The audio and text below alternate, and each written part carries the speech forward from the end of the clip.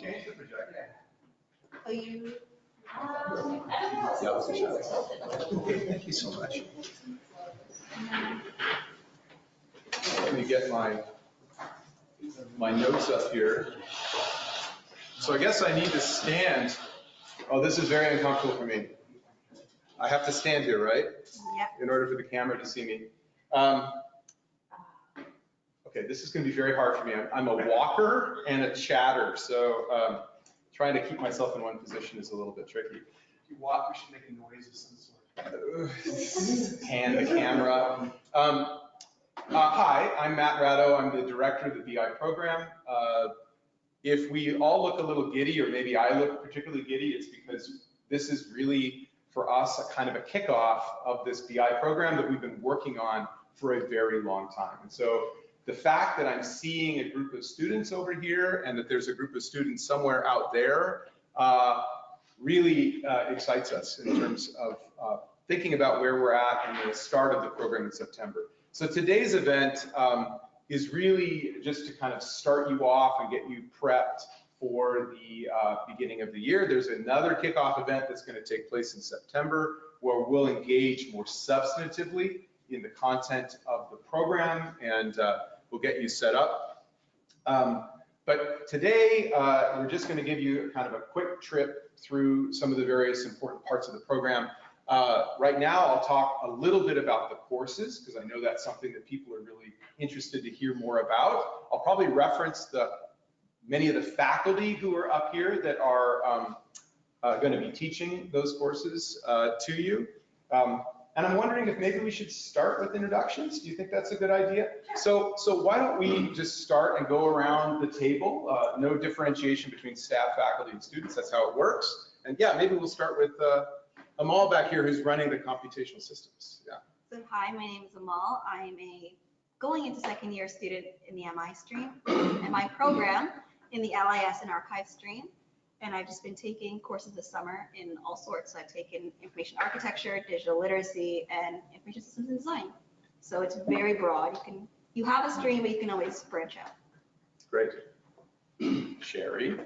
Hi, my name is Sherry. I am the Associate Registrar, Student Services and Admissions. This is my birthday.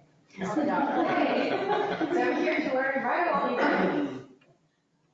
Hi, everybody. My name is Alan. I'm a faculty member. So for those of you who are students, I'll be one of your instructors for information and cultural imagination. So I study the history of anything that has a history. Just about, especially media, but I'm also interested in like books that were made 400 years ago, and I'm also interested in video games being made now. And is anybody going to be able to play them 400 years ago? Sorry, 400 years ago. Although if we have time travel technology, that's good. I'm Olivier. I'm an instructor also in the BI program. I'm going to teach the How to Design Studio.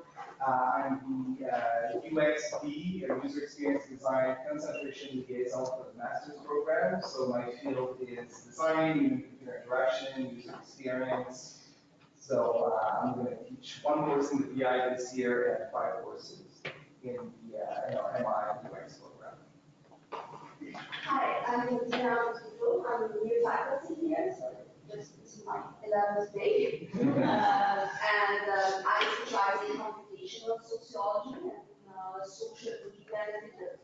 And yeah, probably I'll be teaching some courses about transforming the social world into data, insights and technology.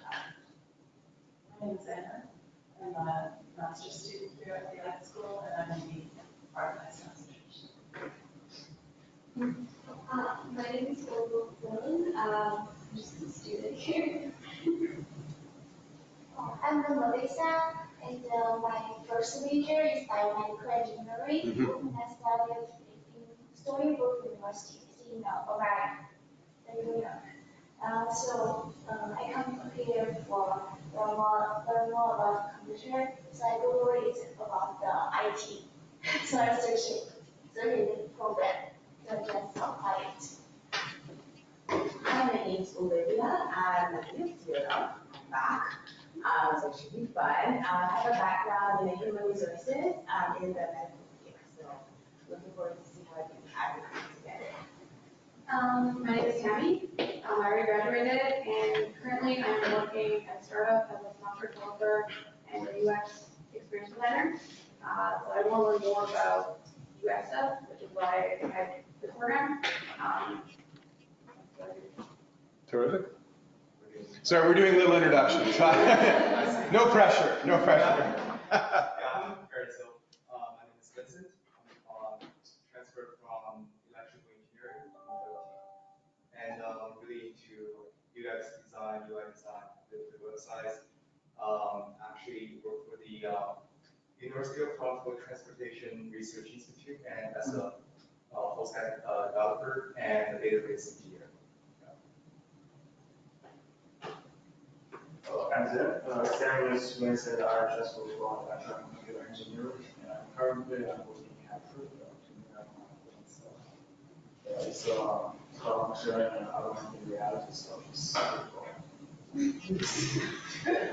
This is not augmented reality. This is real. No, actually it is augmented reality. It's all augmented.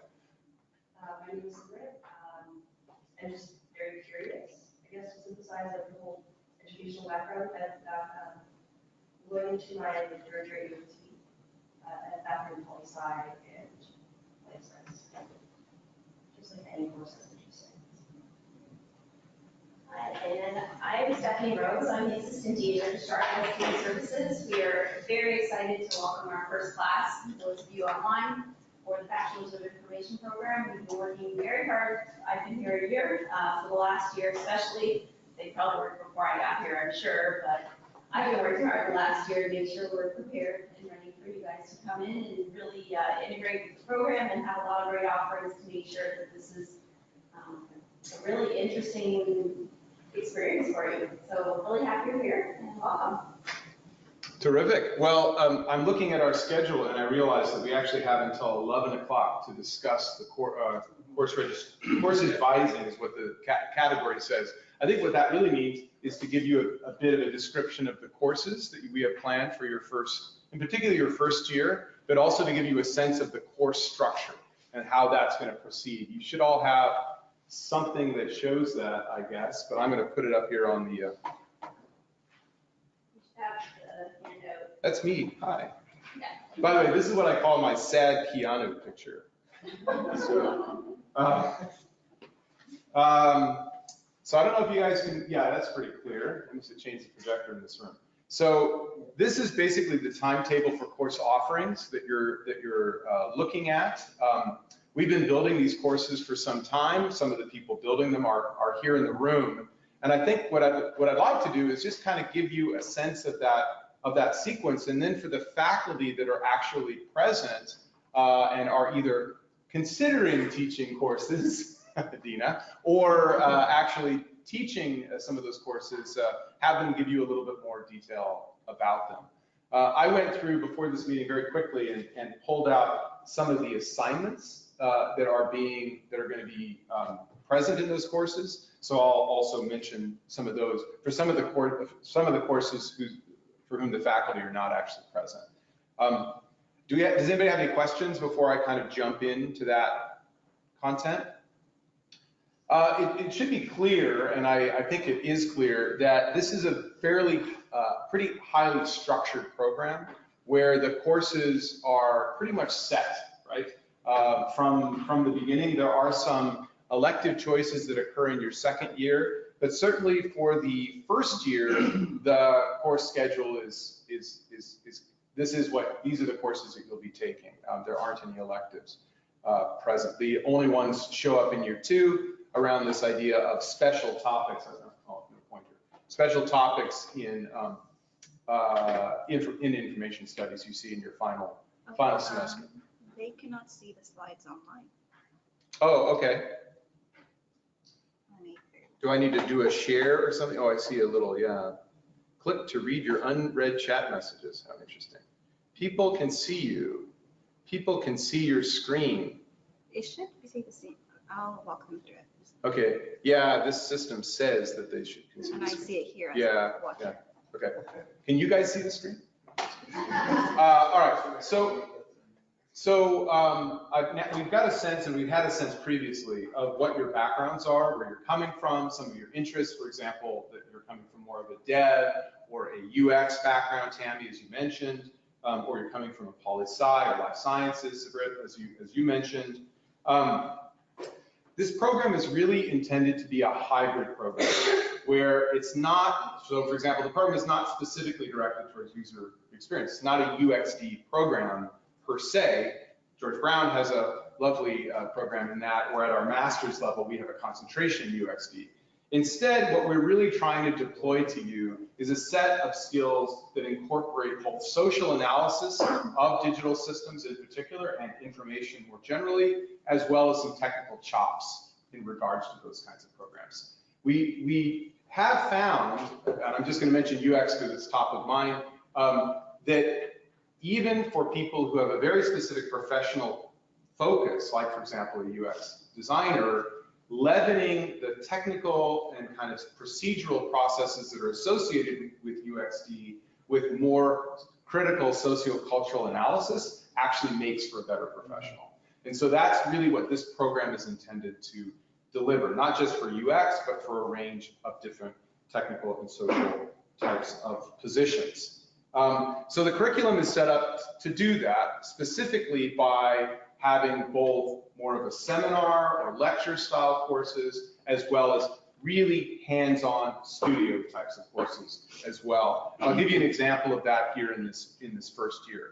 So in the fall, you'll be taking 5 courses, basically 3 of which are kind of seminar and discussion style courses that are a little bit more directed towards reading and writing and thinking and critical analysis, and 2 courses which are studio courses, which are very much hands-on ones. The 3 seminar discussion type classes that you'll be taking are Introduction to Information and Power, Integrative Approaches to Technology and Society, and Information in the Cultural Imagination. Introduction to Information and Power is being taught by Professor Leslie Shade, who is a very experienced policy and political science and political economy of information scholar, who's been working for many years, specifically in the Canadian context. And the kinds of coursework that you'll be engaging with incorporate a lot of kind of readings about information policy and the political economy of information, mainly in North America, I will say. So that actually has to do with who owns what, and what does it mean if Facebook is owned by this group and Google is owned by this group, and what happens when Google begins to branch out and try to own parts of the city, and you know what I mean? Like that kind of like structural level of understanding how information works in society. And one of the assignments that you'll be doing in that class is basically to analyze a current controversy that's occurring within the digital information space. So that, you know, there's always controversies. There's always new controversies, right, going on in that space. But examples of that might include something like the Cambridge Analytica scandal with Facebook, or the Google AI scandal where the Google image search or image tagging tagged African-American people as gorillas, or the kind of controversies around facial recognition that are happening right now in relationship to Google and the US military. So these are all, yeah, okay. I love it, you would talk like that. This is when we're gonna start to scratch. This is the R&B part of the thing. I don't know, I think you gotta turn off your mic. So that's that class. So you'll be engaging kind of in a deep dive into those kinds of themes, and also doing analysis around current issues as they occur. That course, like many of our courses, is open in the sense that students are really expected to kind of choose the controversies that are most relevant to them. So for example, if you're interested in augmented reality, you might try to choose a current controversy that speaks to the kind of technological environment that you're currently working in or interested in, or UX, or let's say life sciences, or maybe something around electronic medical records or something like that. So So the idea is that these themes are present, but that you choose material and coursework, or I should say course examples that are relevant to your own progress. Another course that's being taught is Integrative Approaches to Technology and Society. That course is being taught by Professor Sarah Grimes, who actually is focuses a lot on, her scholarship focuses a lot on video games and youth. And she's in fact advised the Canadian government on proper policies around user-generated content in youth, and continues to have a kind of a strong relationship to policy and the way those kinds of systems are being set up. Her course will include, among other things, an assignment where you'll be engaging in a post-mortem of a failed technological innovation, where you're going to be asked to basically look at not just the technology successes, of course, that we constantly see in the press and everywhere else, but technologies that for some reason never quite percolated out to society, or maybe did and then something catastrophic happened. I don't know exactly. But the idea of this failed tech narrative and story will be one of the assignments that you'll be engaging in that class. You'll probably be using, just for those of you who are interested, a specific social methodology, a socio-historical methodology called social construction of technology, or SCOT, which is a kind of a framework for carrying out these kinds of analyses. If I brought more slides, I could show you a little bit of a SCOT analysis. The most kind of famous one of those was done on the bicycle, which actually looked at how the bicycle came to be the form that we identify it with today. And the way SCOT tends to work is it looks back at all the various forms of the bicycle. And instead of saying, this bicycle, the one that we have today, is the best bicycle from some kind of instrumental or kind of rational or functional kind of logic, it also looks at all the various communities that were brought into play and who helped to shape that bicycle.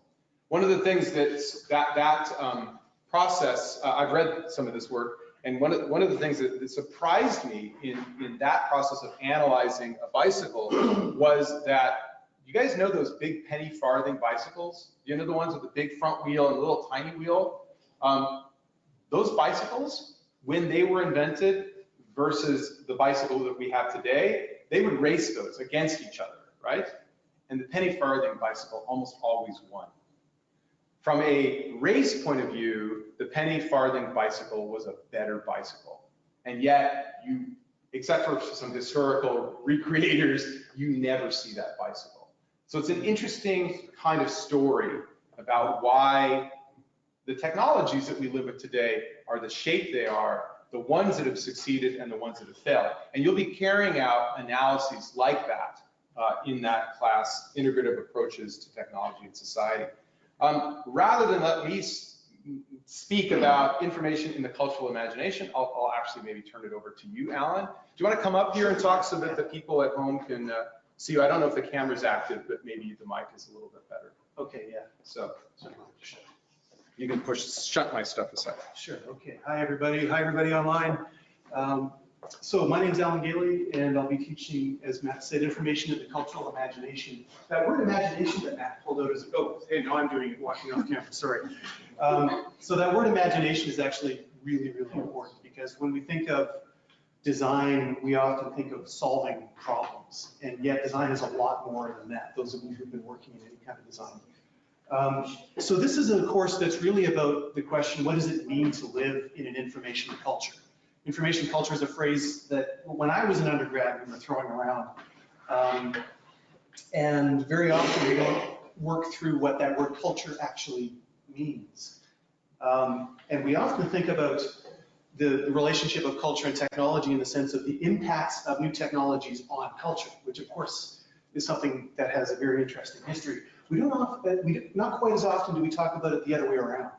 The effects of cultural assumptions, narratives, symbols, works, imaginative works, and things like that on the technological environment and on our understanding of that. So let me do a quick survey. Who has seen either a TV show or a movie recently that depicted an artificial intelligence of some kind?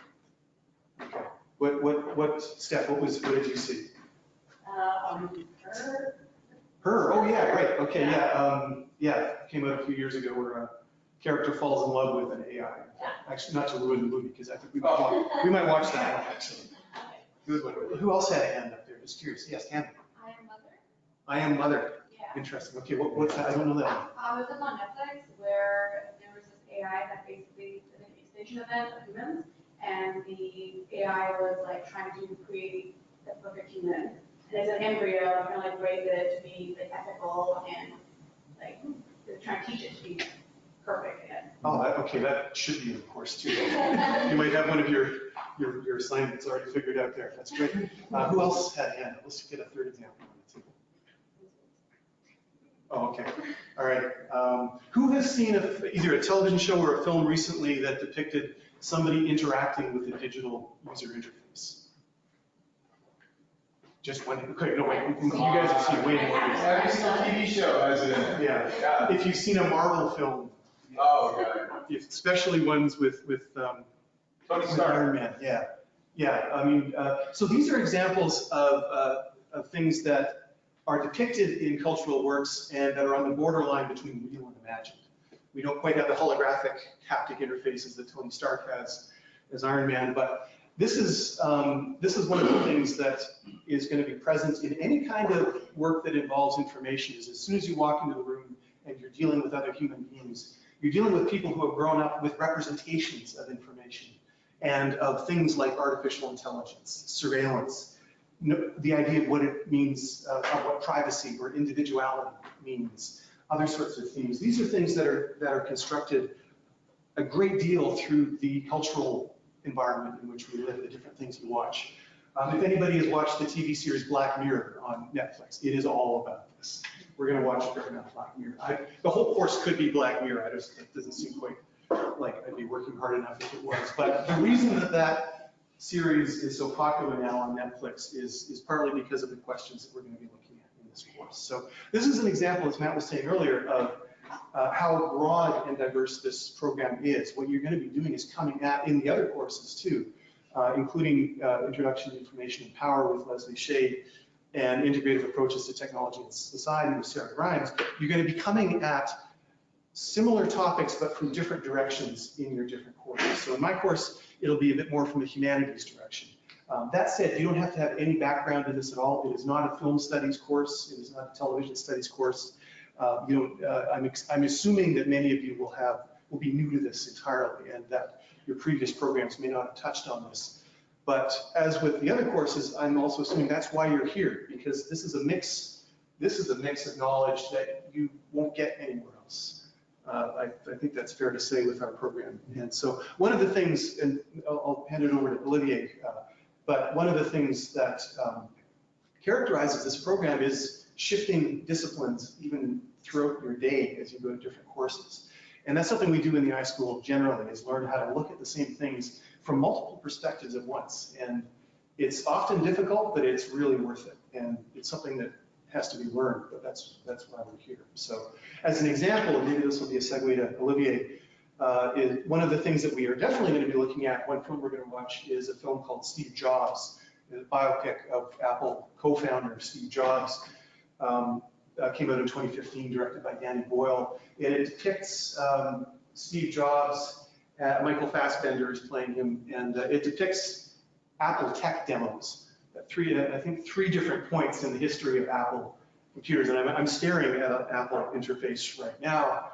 And the film is really interesting because it looks at not just the background of Steve Jobs as an individual, but also the ideology of Apple design, the kind of assumptions about design that come through. And what's really interesting about it, about this, is that when you put it beside Apple advertisements and famous Apple TV ads and things like this, which we'll look at as well, you can really see how Apple is not just objects that people buy or use. It's also, for decades, it's been ways of thinking about design. It's called assumptions about design, ones that Olivier is going to puncture holes in, I think, or ones that you're going to be able to, with the knowledge, especially that you learn in Olivier's, but Matt's and the other classes, that you'll be able to look at these objects. It's design, of course, is not just about making, it's also about understanding.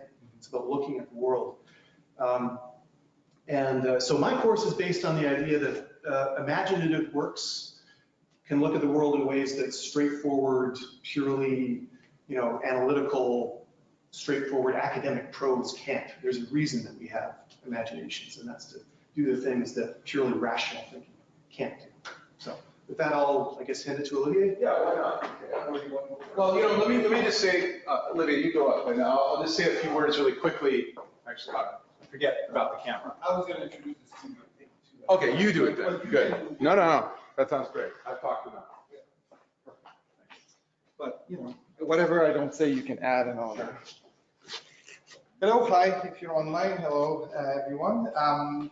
So, yeah, Matt and I, in the first semester, are going to teach the studio component. So, as we mentioned before, this bachelor's degree is a mix of sort of lecture, but don't really think about it as like 3 hours of lecture. Think about it as discussion, seminars, and all that. But there's also a very strong hands-on component, which is in the studio. So we have a fairly brand new studio downstairs, which I designed last year. It's our UX studio. And it's basically a bunch of tables and supplies and all kinds of design artifacts that people can use in order to collaborate on hands-on projects. So when you go into the studio classes, although you'll see in your syllabus that there are sort of 24 hours of lectures and 1 hour of tutorial studio class. The whole 3 hours is basically a hands-on type of exercise. So in your timetable, the studio component will be 4 hours. So the way we've designed it is that we're gonna have 2 hours, a block of 2 hours with the instructor, and the second block of 2 hours is going to be the first hour primarily with the instructor, and the second hour is going to be time for you to keep working on your project, to do your group work, and once in a while the instructor may also be in there to answer questions and guide you through your different projects. So there's 6 studios in total. There's 5 plus the capstone project, which is really considered like a studio as well. Matt is going to be teaching studio number 1, and I'll be teaching studio number 2. So in the studio number 2, how to design is basically the first point of the studio is to realize and get sort of this conscious mindset that a lot of stuff around us is designed. It's actually intended purposely to be designed in certain ways. Like Alan was saying, there's cultural impact on the design, but there's also all kinds of other decisions that went into these design that are basically surrounding us. So we'll probably start with Don Norman's The Design of Everyday Things. If you have not read this book, you will be very quickly familiar with it. It's a very classical book. I see some nodding. Some people may have read it in the room. But Don Norman kind of goes through this book and kind of, again, makes us realize that there are conscious design decisions that have been made in the way that our environment is put together.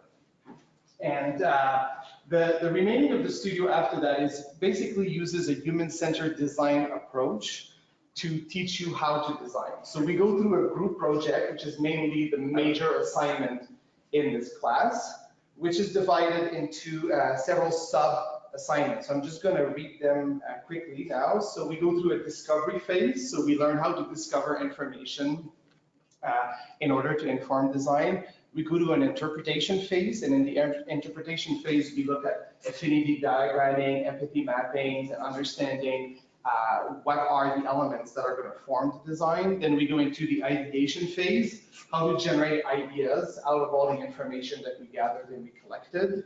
Then we go to the experimentation phase. This is where you're going to learn how to prototype and how to play with prototyping tools. And when you think, you'll see when you go in the lab downstairs, it's not necessarily digital prototyping tools, right? The labs downstairs have like scissors and sticky notes, and papers, and all kinds of different things. One of the things sometimes that we, and Matt and I have had discussions about this, is that often when we give I think about users all the time. When we give students an assignment, a design assignment related to somewhat UX, the tendency is to right away go to screen-based type of design, right? Lots of people want to design a website or apps and things like that. But this studio is not an app design studio. You'll be able to pick all kinds of artifacts and design on all kinds of different mediums as well. So some of the exercises that we'll have in class will be with like Play-Dohs and Legos and things like that. Some of the exercises, yes, might be with like prototyping tools that will make screen-based type of design, but we really want to not just be like I'm going to design the next best app type of thing, right? After the experimentation phase, we'll go into the evaluation phase, and then the presentation. There'll be a big showcase at the end of the semester, which will most likely encompass not just my course, but all the 5 courses. Matt can talk about that in a little bit more details after. So you'll be learning how to do research planning, data collection, infinity diagram, empathy mapping, personas, developing requirements, design requirements, looking at different design methodologies out there, and then practicing your design skills on different kinds of artifacts. So that's pretty much what the studio is about. I'm a huge proponent of sort of active learning and hands-on learning. That's how I teach in the master's program in the UX concentration. This you learn by doing. It's very difficult to learn design just by listening to me. At some point, you got to go and you got to try it and you got to iterate and you got to practice. So I would think that most of the studios, this is what you're going to be doing, this kind of iterative application of, the prof comes in, does like what we call these mini lecturettes, like introduce a concept for 20, 25 minutes, then you get to practice it, and eventually this all, gets together into a course project or some kind of bigger assignment where you get to synthesize and merge all of that knowledge together, right?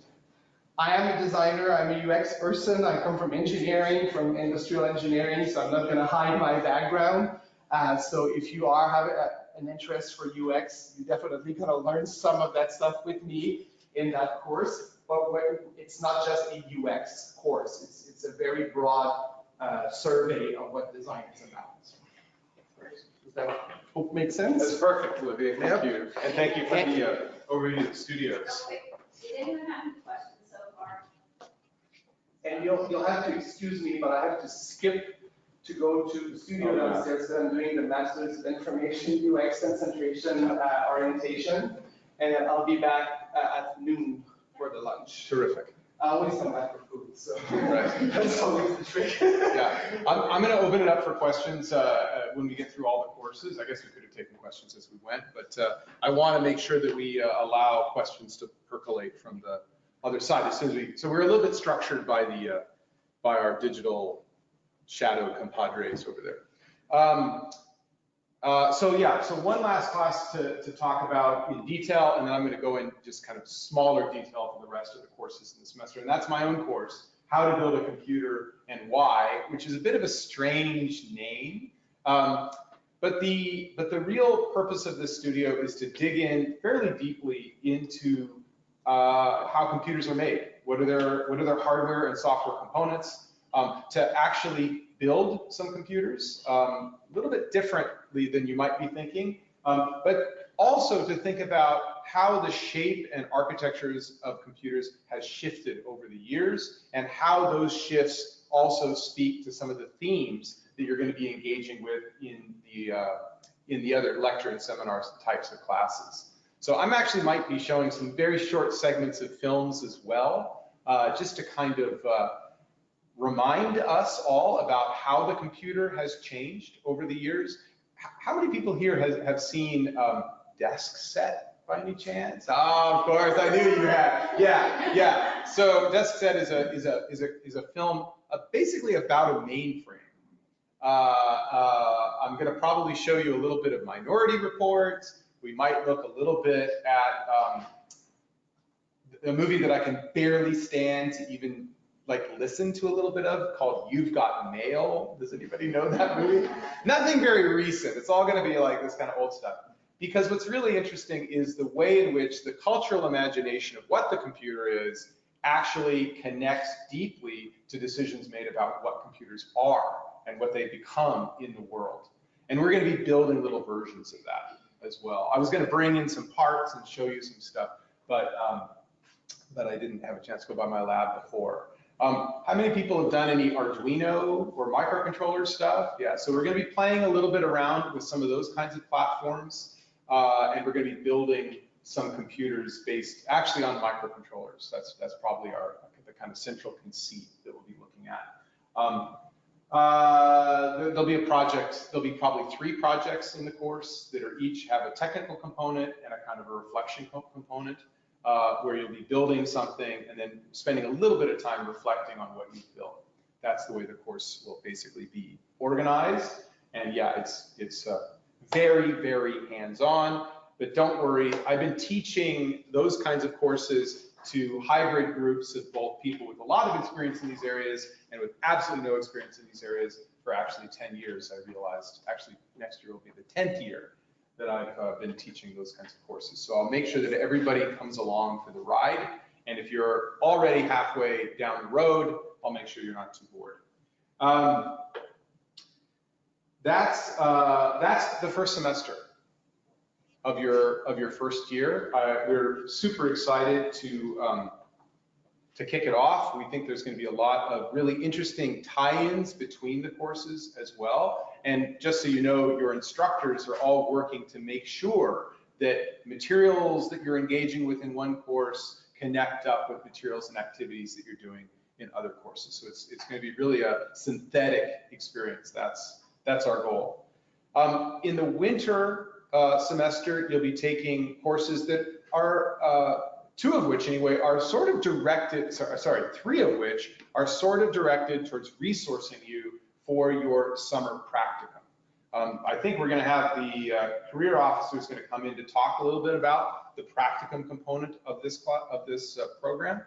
So I won't describe too much of it, but two courses, Information Memory and Culture, INF 314, and Information Practice and Organizations, INF 315, will both be looking at how information operates, how memory operates in cultural institutions like museums and archives and libraries and corporate libraries and those kinds of contexts, but then also how information works and flows inside of organizations kind of on a day-to-day basis. So we'll be kind of looking at both parts of that. That actually turns out understanding how those processes operate is actually, and learning tools for analyzing that within an organizational context turns out to be a very important job skill. Doesn't matter what your job is, because understanding how knowledge and information moves in an organization and where you fit within that gives you a lot of capacity to be very productive in those kinds of contexts and to, in some ways, often innovate inside of those contexts. And by the way, I'm not talking purely from a technical point of view here. I'm not just talking about how data moves around within an organization, but things like who's a decision maker? Who do you need to convince in order to get some kind of innovation that you want to do organizationally through? How do records move around an organization?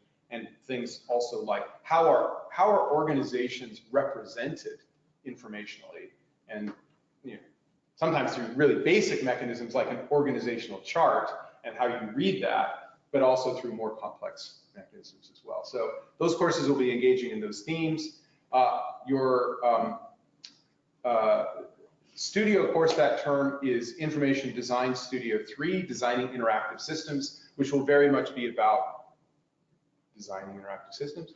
And you'll be basically using practices that you learned in Olivier's design studio, how to design, and you might even be leveraging technologies that you build in my course, how to make a computer. I'm hoping that that will be the case, but moving from kind of more individualistic design, like the design of objects, which, or I should say the making of objects, which my course is about, to basically putting those objects, those computational objects into interactive systems. and you'll be building around that. That's probably kind of a, for those of you who care, a kind of a Node.js online kind of a thing that you'll be engaging in. We have a new faculty member who's going to be teaching that course named Tony Tang, who's just joining us. He's trained as a human-computer interaction expert, so he'll be coming in. Information practice in organizations, INF 315, is being taught by someone in our ARM stream, Archives and Records Management stream, Fiorella Foscarini, Professor Foscarini. And our information memory and culture course will be taught by our colleague, Professor Seamus Ross. Another course that's going to be taught, another two courses that are going to be taught, and we're not sure if it's going to be taught in the winter or the summer, is INF 312, Worlds Become Data, and the other course is INF 313, Computational Reasoning. When it says that or this for that, and then it says the same thing in the summer up there, it doesn't mean that you can take that or this. It means that we don't know which one is going to be offered when. One of those will be offered in winter, one of those will be offered in summer. It just depends on our teaching schedule and how we're fitting that up. Worlds Become Data, which Dina might be teaching, maybe, is really about how data is, how the world, the complexity of the world is translated into data. What are those processes and practices at various scales, and what are the ramifications of those translations? That'll probably be a case-based course, basically looking at different data sets, like open city data or electronic medical records. It kind of depends on how the course is being structured, but that's what you'll be looking at, that translation process between the complexity of the world and the more limited context of data. And the computational reasoning course is like a course in how computers think. And how we can process and understand the ways in which the kind of logics of computational systems operate. And then finally, that term, you'll be taking a prep for your practicum. So that will basically be giving you, it'll be resourcing you and giving you the specific skills to operate professionally within a professional context. Many of you have probably already done that, so it's not to say that you're not already knowledgeable about how to operate in a corporate or cultural organizational context. But this course is actually, I was talking about it with the instructor, Karen Suratan, yesterday. It's actually a lot about teaching you how to be more reflexive about your role within an organization and how to represent that in ways that can help you advance and function well within those corporate contexts. So it's not like how to build a CV, okay? That stuff is, we do have access to that. You will have access to that through our careers officer. But this course is really about teaching you how to think about your own role, and when it's necessary, how to represent that to others, like decision makers within an organization. In the summer, there'll be the practicum, the work integrated learning practicum, which there will be a course component just to provide check-ins, and one of those two courses, Worlds Become Data or Computational Reasoning. How those courses are going to be offered and whether it will be an accelerated session, which is kind of what we're thinking about now, to leave a larger block of time for other activities that you might want to do in the summer, or whether or not that course will happen in a normal course sequence. So whether that course will be a 6-week course or a 12-week course is still sort of open. And in fact, if you have a strong opinion about that, please let us know, because we will schedule it accordingly. Because I know we've talked about summer internships and going away to further away places and things like that might be important to you. And then the year 2 is really digging down more deeply into these things through information in the global economy, which is kind of an extension of introduction to information and power, data analytics, which is very much a technical engagement with practices of data. Again, that will probably you'll be digging into code there, Python or R, it's hard to say, depends on the instructor, depends on your needs. Information policy in Canadian global context, information design in Studio 4, which is very much focused on information visualization and engagements that will really give you the skills and capacity to build information visualizations, and then a kind of a coding class, which is really more around like helping you find your own place within software coding and development. For some of you, that course may be focused more on learning some of the basic tools of coding, like GitHub, or Git, I should say. For others of you, that might be giving you some resources for digging in more deeply to programming languages that you're already familiar with. And then there'll be a capstone project at the end, which is really about presenting your particular profile to the world. That's the focus of that, as well as your capacity to take a number of electives, which will be much more focused deep dives into various topics. Some of them social, if you're more interested in a kind of a sociocultural focus, and many of which will be more technical, like a deeper dive into UXD. And that's the program. How did I do? Oh, it's about 11 o'clock. I meant to leave you more time. Can we take a few questions before we go? Let's ask, maybe we can turn, are there any questions outstanding in the forum? No, okay. Well, if you guys have questions, please send them along. And we've got, and Amal will relate them to me, and I'll relate them to everybody. Before we start the questions, I have to excuse myself. Yeah, you have to go down to your, as well. Okay, thank you. Any questions about the course curriculum or the plan or assignments or anything you've heard so far? Are you feeling good about what you've heard? Are you feeling, oh, wait a second, this isn't the HVAC repair program that I thought I was getting into? Sorry, that's an inside joke. What of these assignments that you've heard interest you the most? The failed tech narrative, I was like, I never actually thought about that. So it should be interesting to see like where my mind goes and like looking at, or even if it's a case that she presents as like cases to go from like what I gravitate towards. Yeah. I'm really interested to see like where. That's great. Yeah, I mean, it's interesting because we don't tend to tell those stories. Yeah. So they're kind of hidden stories, but they're there. There There are a lot of them, right? There's more. It raises the question, what counts as failure? What counts as failure? Exactly. Are there examples where the failure for some groups, but success for others? Yeah. But is the failure then become invisible? Something like that. Yeah, I mean, there is tech that I think we think of as successes that are in fact failures, which I think is really interesting, right? Sorry, Sarah. I was just gonna add that well, all this is very interesting, but I think the how to design course, taking ideas from like having mass amount of information, like 20 different vectors and directions you can go in, and then actually making it something that can become something more tangible and useful in any context is very difficult to do, and also very interesting to like actually learn methodology about. Yeah, and what I found is those skill sets around design and that structure that Olivier laid out, where there's this like data gathering about getting materials and then structuring those materials in a way that allow you to operationalize them, and then doing something and then having an evaluation process. It's not about, you can apply that same type of process to really any kind of ideational generation thing. You can think about design as a general process and method and intellectual kind of activity that can be directed towards anything. And that could be any kind of decision making as well. In fact, that's one of the things they teach now in both our law school here at U of T, as well, of course, in the business school, is this idea of design thinking, where they're applying those same kind of processes to everything. It's really popular where I work. Like they have I work at SAP and they have a design thinking thing at Stanford. Yes. And it's like really fun the entire school there. It's like this big thing, and it doesn't make much sense to me. It's not.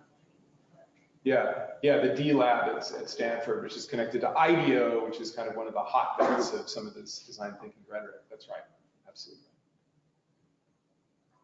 Other questions? Thoughts?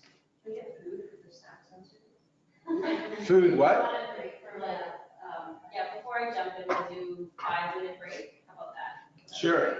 I think we're moving next to dig down into some of the specific practices of getting you going here. Enrollment, registration, financial aid, accessibility services, and Seth is going to be taking that on. So we'll give you 5 minutes. If you want to sit down downstairs, there's also washrooms out by the elevator, and then we'll jump in about 10 after. One last thing I want to highlight to you guys, I want to be really clear. I'm going to say this over and over again. We are here to hear from you, okay? We are available. You can email us.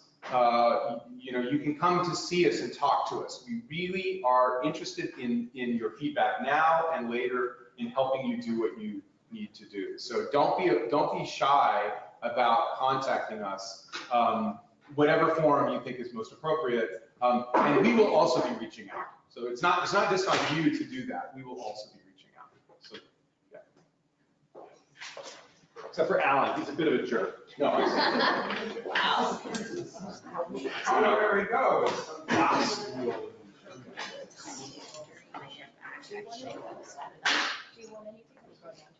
Yeah, I mean.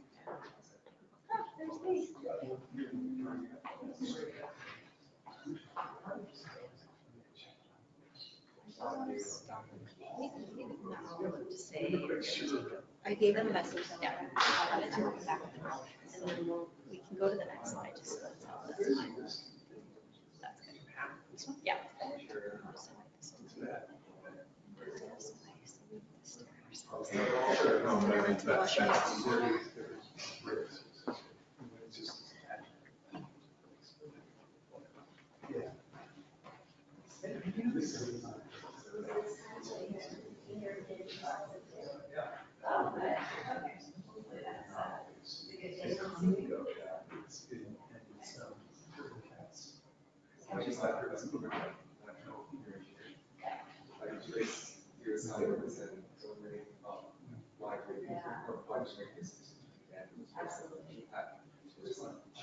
Yeah, actually myself and Sherry, each of them.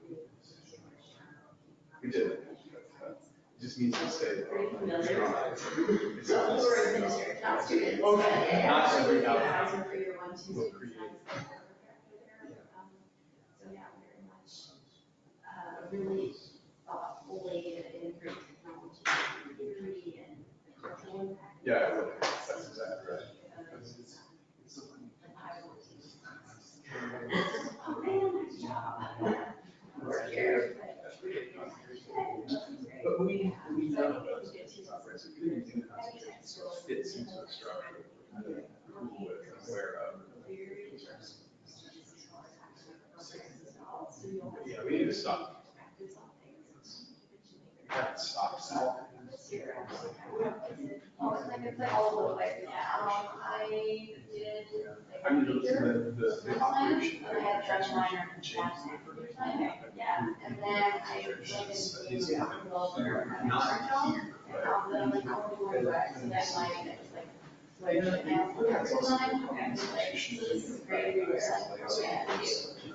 Yeah, that's Some people really take that on and like so we did. do stuff with it and others They looked at it and, it's also. universities to go multiple backgrounds, multiple countries, multiple programs, multiple schools. So it's gonna be really fun. We really want to obviously support it. Yeah. Over and we go to the really long trail, so. Yeah. It should be really interesting to see this unique projects. And this faculty What's that? has some stuff like engineering technology, but we also have. Oh, you mean this meeting right now? Yeah. I mean, I was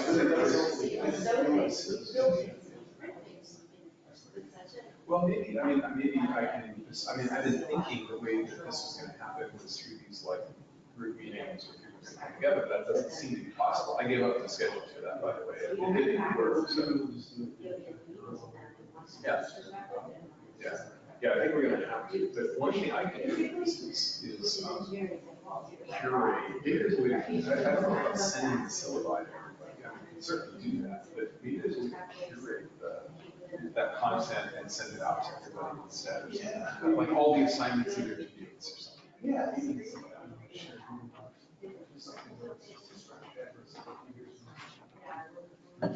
Well, Slack is the site for all of that, but,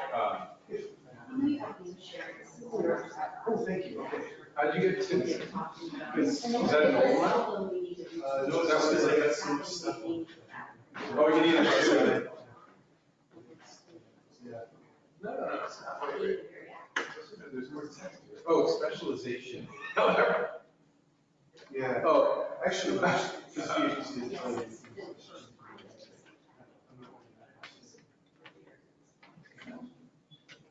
Yeah, that's actually.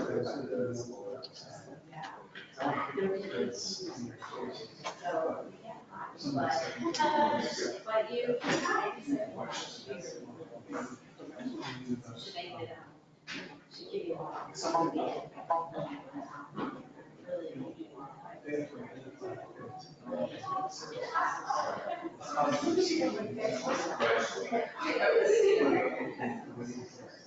Who represents intermediate. We don't know the exact Well,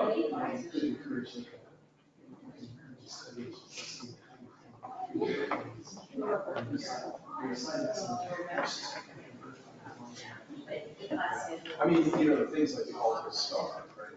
The Xerox PARC Alto Star, that's a failed technology. Except for it isn't really, because it's impact. That's the site of the window interface. That's the tech, right? That was the first version of that.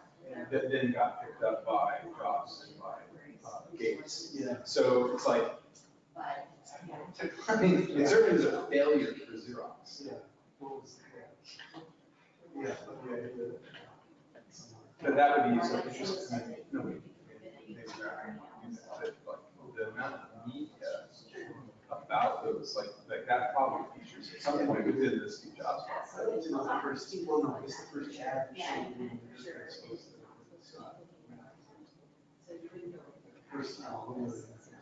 I don't know that, but it could be. It could be. It could also be. Because the other thing too is that there were like I did something Sketch, which is the site that Is the lunch and activity webcasted as well? I have it on my Yeah. schedule, so Yeah. yeah, webinar, but. We'll webcast the I mean, that's the activity. thing, right? It's like, you believe the story about this, the Alto, and that is the site of infection for jobs. So if you want to just look at it, we're just waiting for a few people to come back. My stuff will not take the full time. That was a mouse, but I don't know if it was, it might have, or it would have had, it might maybe have had, draggable screen. Exactly, yeah. And certainly for many years, within Unix, dating back to the 1960s. You don't pay until You had the idea of clear your balance deadline? So, you know, Unix for a long time, if you get a control and function, you get a new. I remember having to, so, yeah, like, I mean, maybe. It is, that's where that comes from, yeah. Yeah, is that a Windows? Solo, yeah, But probably took it all, right? It's not a draggable mouse-based Windows, it's not a, what do we call it, Win interface. It is. Yeah. In trouble? No, I'm just speaking at some point. Also.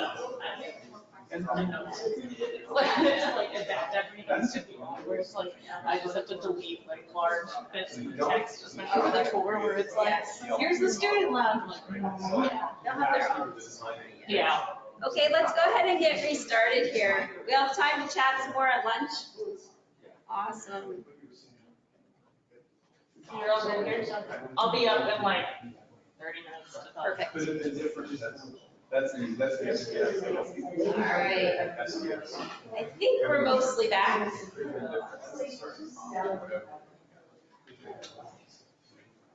Okay, so before we move on to my photo, I did want to highlight the course schedule. So we do have this listed here for the fall. And as you notice, you do get a break for lunch every day, which some of you who are coming from engineering may not have always had lunch. So, yay! Bonus. Oh, we have 1 hour, like, just like this. Yeah, that's good. I guess I didn't know it was get lunch till like 3 p.m. or something. They don't give you much, I mean, you give them time. Yeah, time to go do something. Let's get the expectations right here. Yeah, we're not giving you food. Program. So we do start at 10 a.m. We do want students to be able to commute here. We know it's, people come from far afield to get to campus.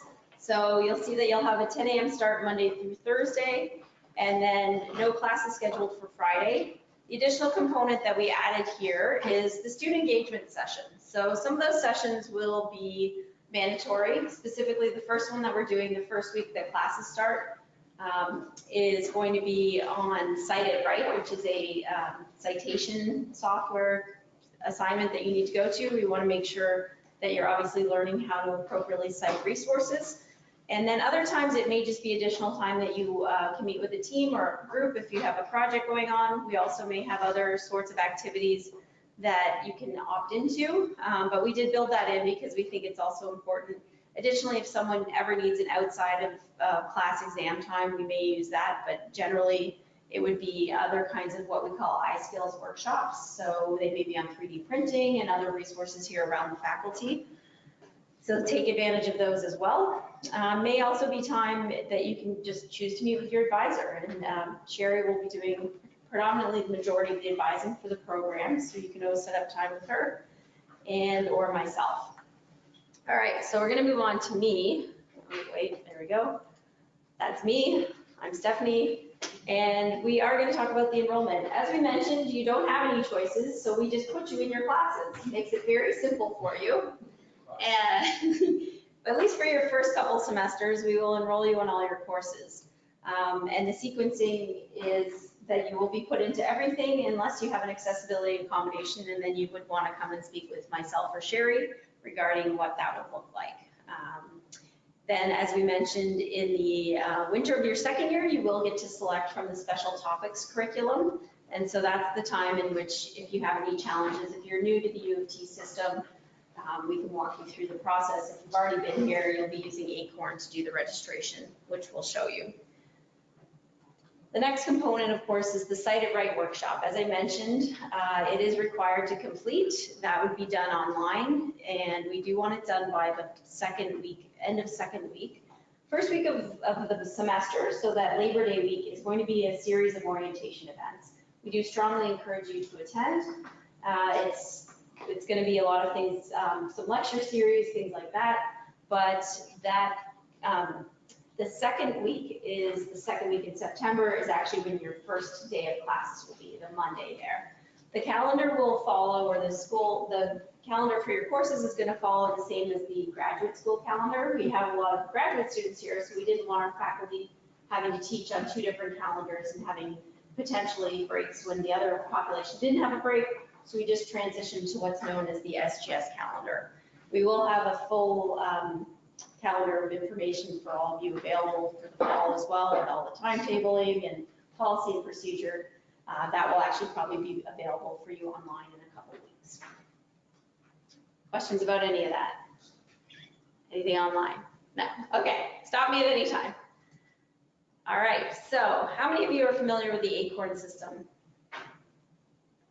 Okay, almost everyone. I actually have never used it, so I'm probably the worst person to talk about it. But that being said, it is the system obviously that you use to log in, and you can check your balance on your account and things like that. The piece that we recommend that you do is, if you are new to the program, you'll want to get your Join ID or your UTOR ID to log in there, and you'll set up your password. Again, pretty much everyone in the room should have one of those. Online, you should have received your Join ID when you were admitted, and that'll take you to the dashboard. In the dashboard, there's obviously the enroll and manage components, the planning tools, the academic history, your finances. That's the piece that seems to be the most exciting for many of the students, and then the health and wellness components and the job and career planning. A lot of that we do kind of in-house within our faculty here. But the first piece that we recommend that you do is view and maintain your personal information. We always request that you update all of your personal information so that it is correct and accurate in the system. So if we need to get a hold of you, we actually are able to do that. So please make sure that you've updated that information, or if you're new, please make sure that you have input that information. The next piece that I said people seem to really enjoy using Acorn for, and is probably one of the more important pieces, is your financial aid and your tuition information. So in here, if you are setting up your direct deposit, That's something you can do online. You can also do the online tuition fee deferral. You can look at payment resources and of course your account balance. With any of these pieces, if you have questions, you're always welcome to come by Student Services, which is on that main level that you came into. That's where you'll find our front desk with Min, our excellent Student Services assistant. We also have Carol and Christine that provide support, as well as Sherry, who will do, again, predominant amount of the advising for the program. So once you get into the system, if you're looking at your tuition and you want to know what the invoice is, those will be run on Monday. So they did a preliminary run. We noticed because we're a brand new program, there was something that didn't quite seem right. So they will be running them again on Monday. I suspect Tuesday you should be able to see the accurate amount in there. So if you're looking in there now and it shouldn't be much different, but we did notice there was just a slight difference in the year of study that was put in. So you'll see in the system here that the registration deadline is August 23rd. So we recommend you pay your tuition and fees for the fall term so that they get it and it's in the system. And so fall session to ensure payment is received by September 13th is that registration deadline to avoid cancellation of registration. If you're in a situation where you're running into any issues around finances, please come see us. We may be able to do some deferrals, some emergency bursaries. We might be able to pull out some scholarships somewhere. So there's absolutely things that we can work with you on. May not be a ton of options. We don't have bags and bags of money sitting around somewhere, unfortunately. But definitely let us know. Come and see Sherry if you're running into some issues around that. At the same side there, or same for winter registration deadline, we're looking at December 20th. So you're considered to be registered when tuition and non-tuition fees have been paid, or you request to register without payment, which is the fee deferral. And the next slide will be fee deferral. The one thing I did want to talk about, which is new this year, has anyone heard about the student opt-out project or policy that the provincial government, I see a nod and I see a shake.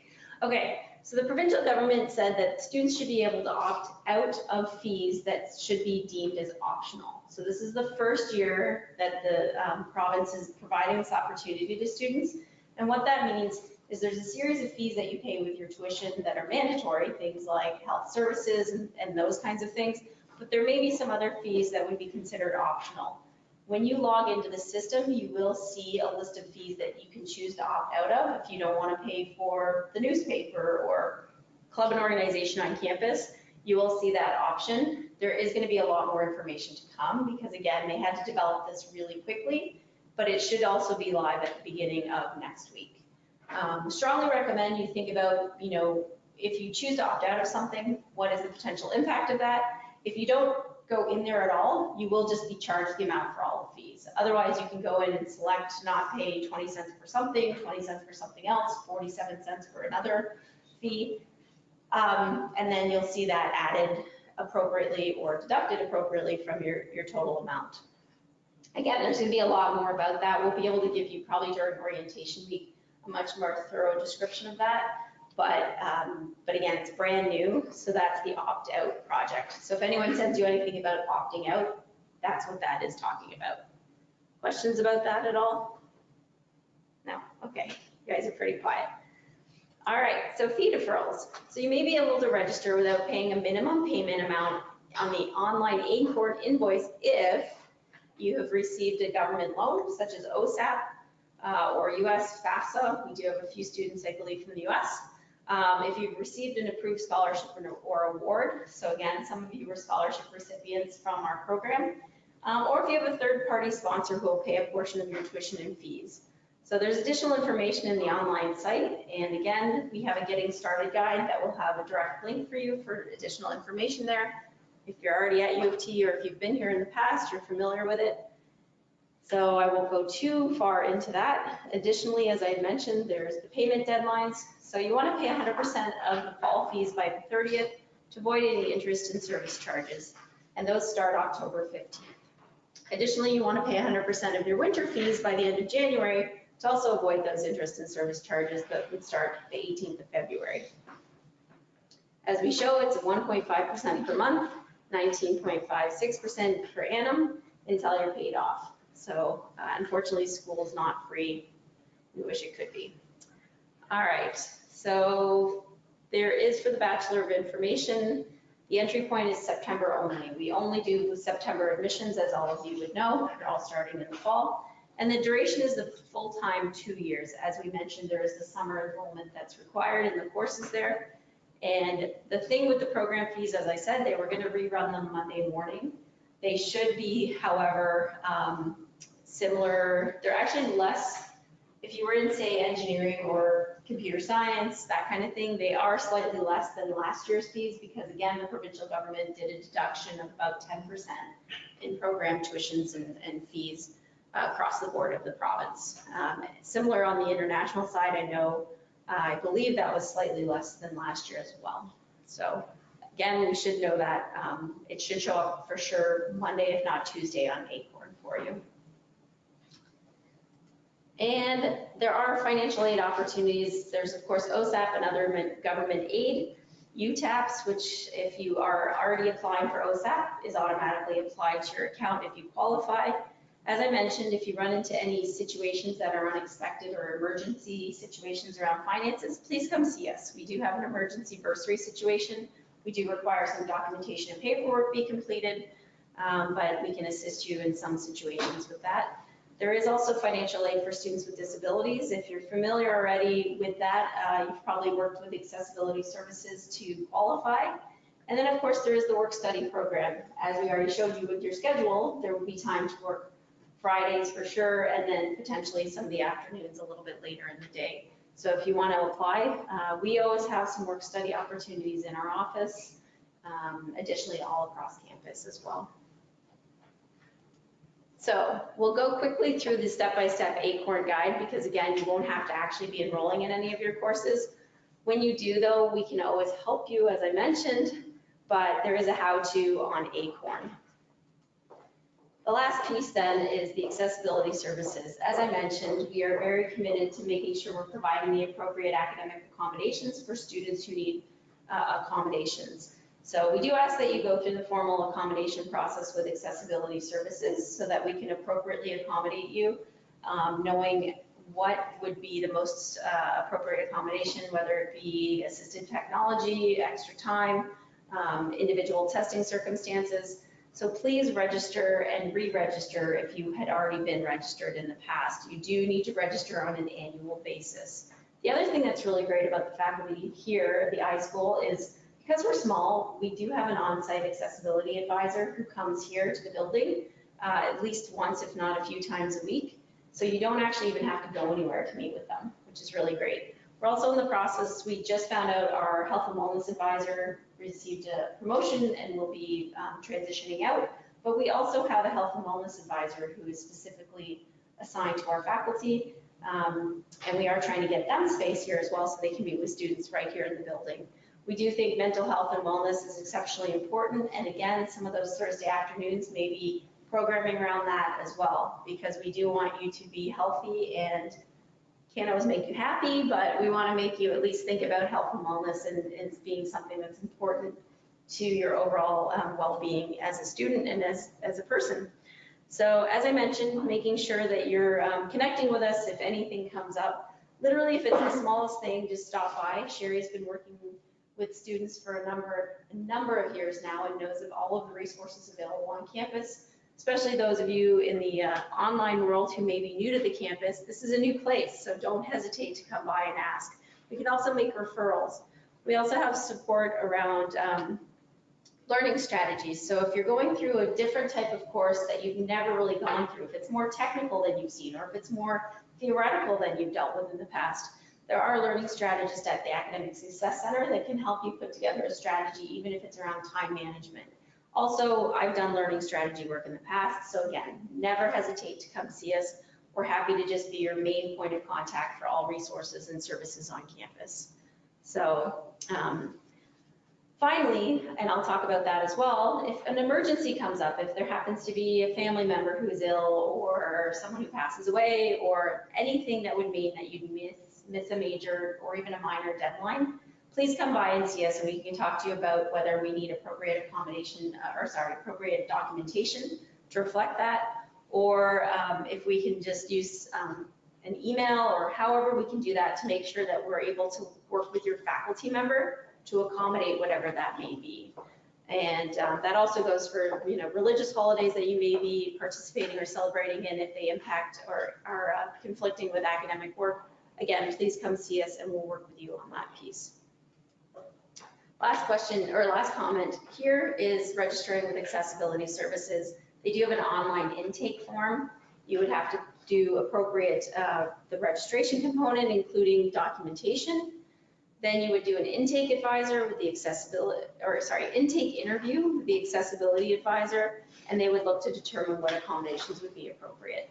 Just so you know, the registration deadline is very early, especially those of you that may be coming from outside of the U of T environment. You want to make sure that you've started that process early to ensure that accommodations are in place for the fall term. Doesn't mean you can't go there after July 17th. It just means that we may not be able to ensure that accommodations are in place at the beginning of the term.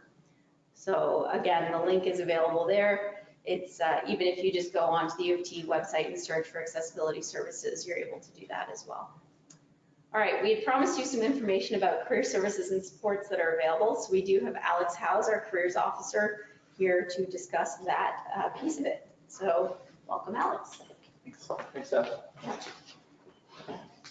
Hi, everyone. Thanks for coming in today. As Steph mentioned, my name is Alex Howes. I'm the careers officer here.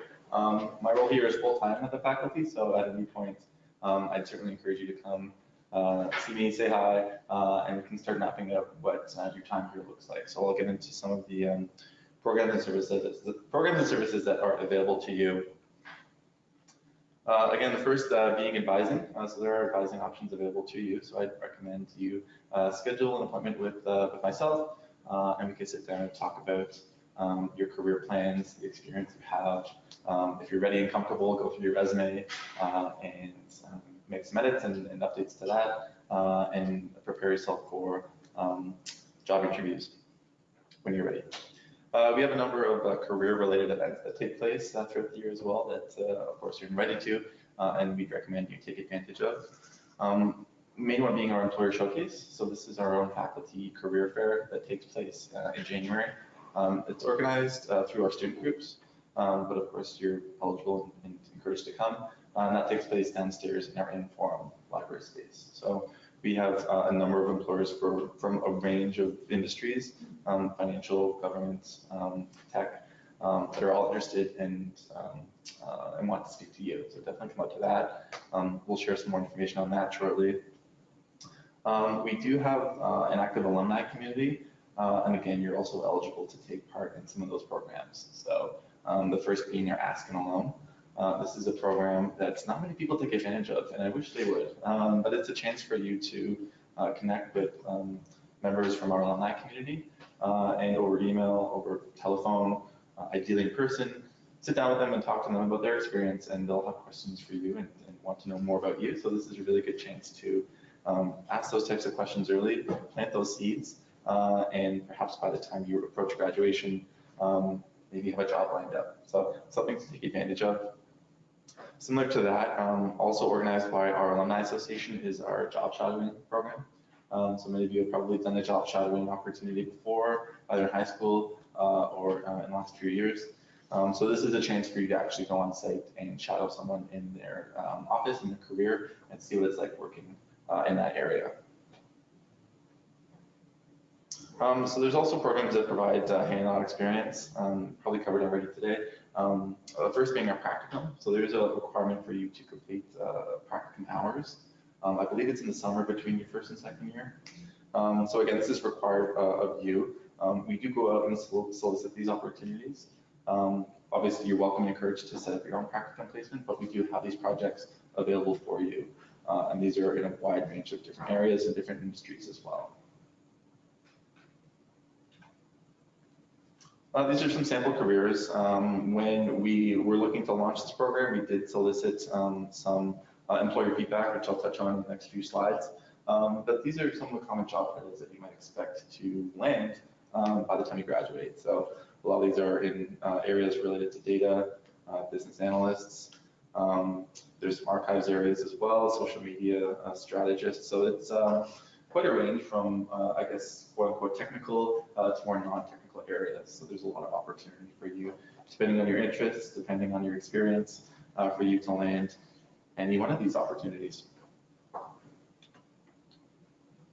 So again, you don't have to read it entirely, but this is kind of a snapshot of some of the testimonials we've received from employers. We asked them, if we were to launch this type of program, would you be interested, and is there a need for this in industry? And overwhelmingly, we found out that there is, yes, a high interest in students with an undergraduate experience in information.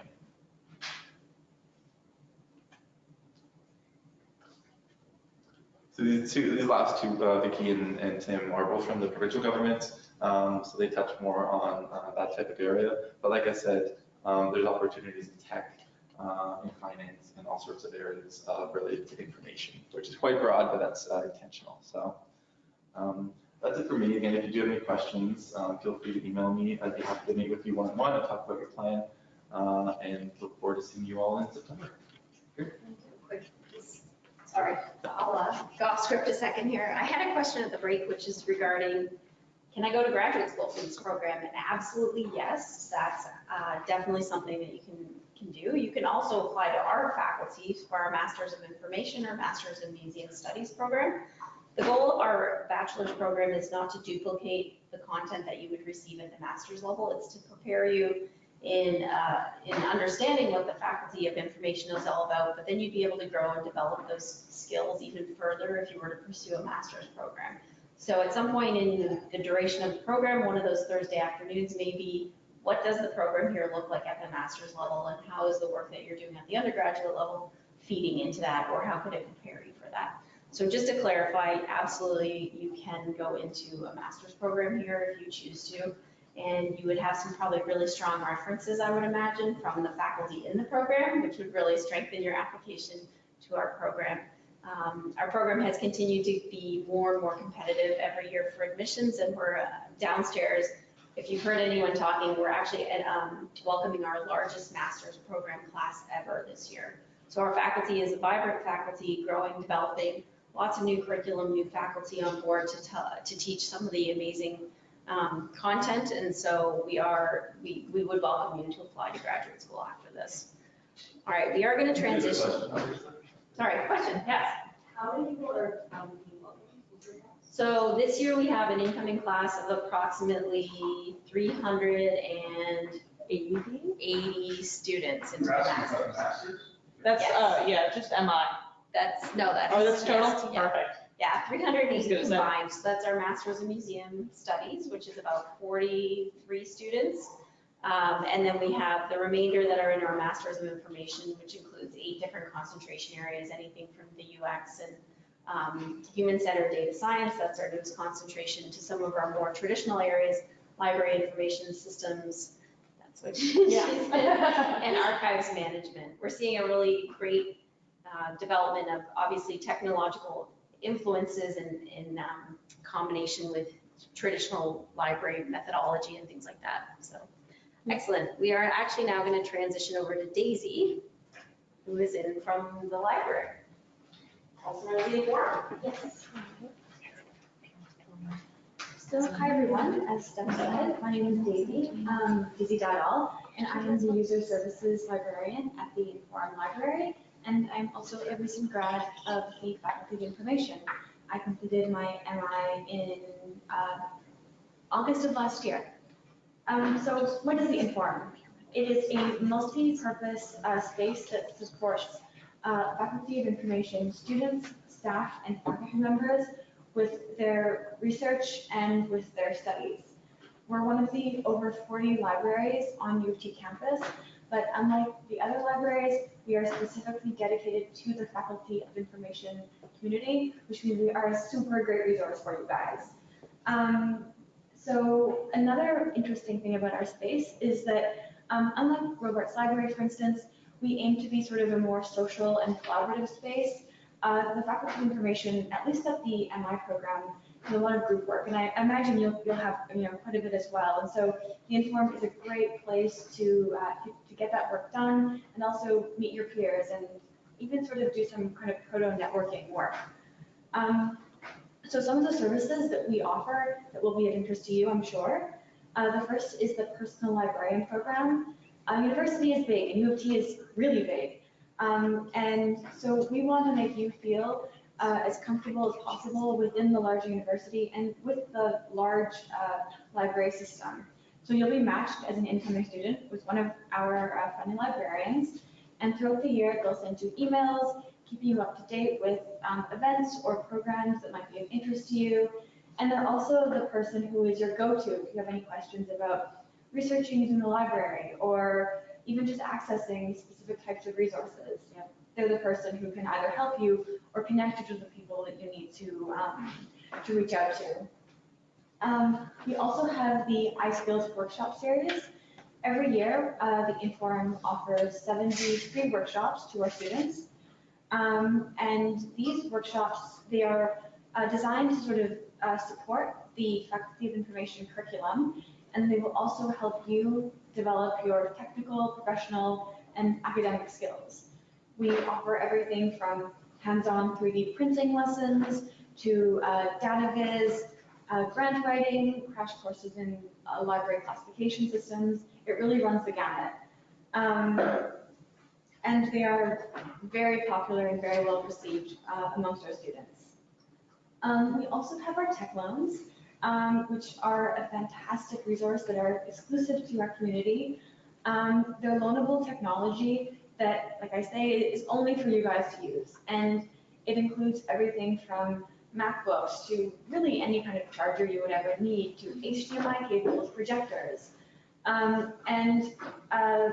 You know, because they're only for our students, it's very rare that people come to the desk asking for something and they can't find it. I've never had that when I've been working on the desk, for instance. And finally, we have wellness services, particularly iRelax and Playwell. iRelax is a program that's headed by our librarian, Kathleen Schaefer, and it is a mindfulness resource space within the Inform Library that has yoga mat, yoga blocks, recordings that can help you with secular mindfulness practice. We also have Playwell, and this is offered at the end of every term, and it's designed to help students deal with stress through play. So we host video game nights, we have lots of kind of nostalgic snacks, and this year, fingers crossed, I'm trying to get a therapy dog from St. John's Ambulance to come in.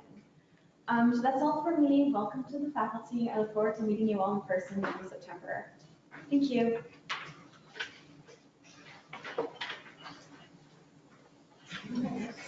I think I'm next. Yes, probably.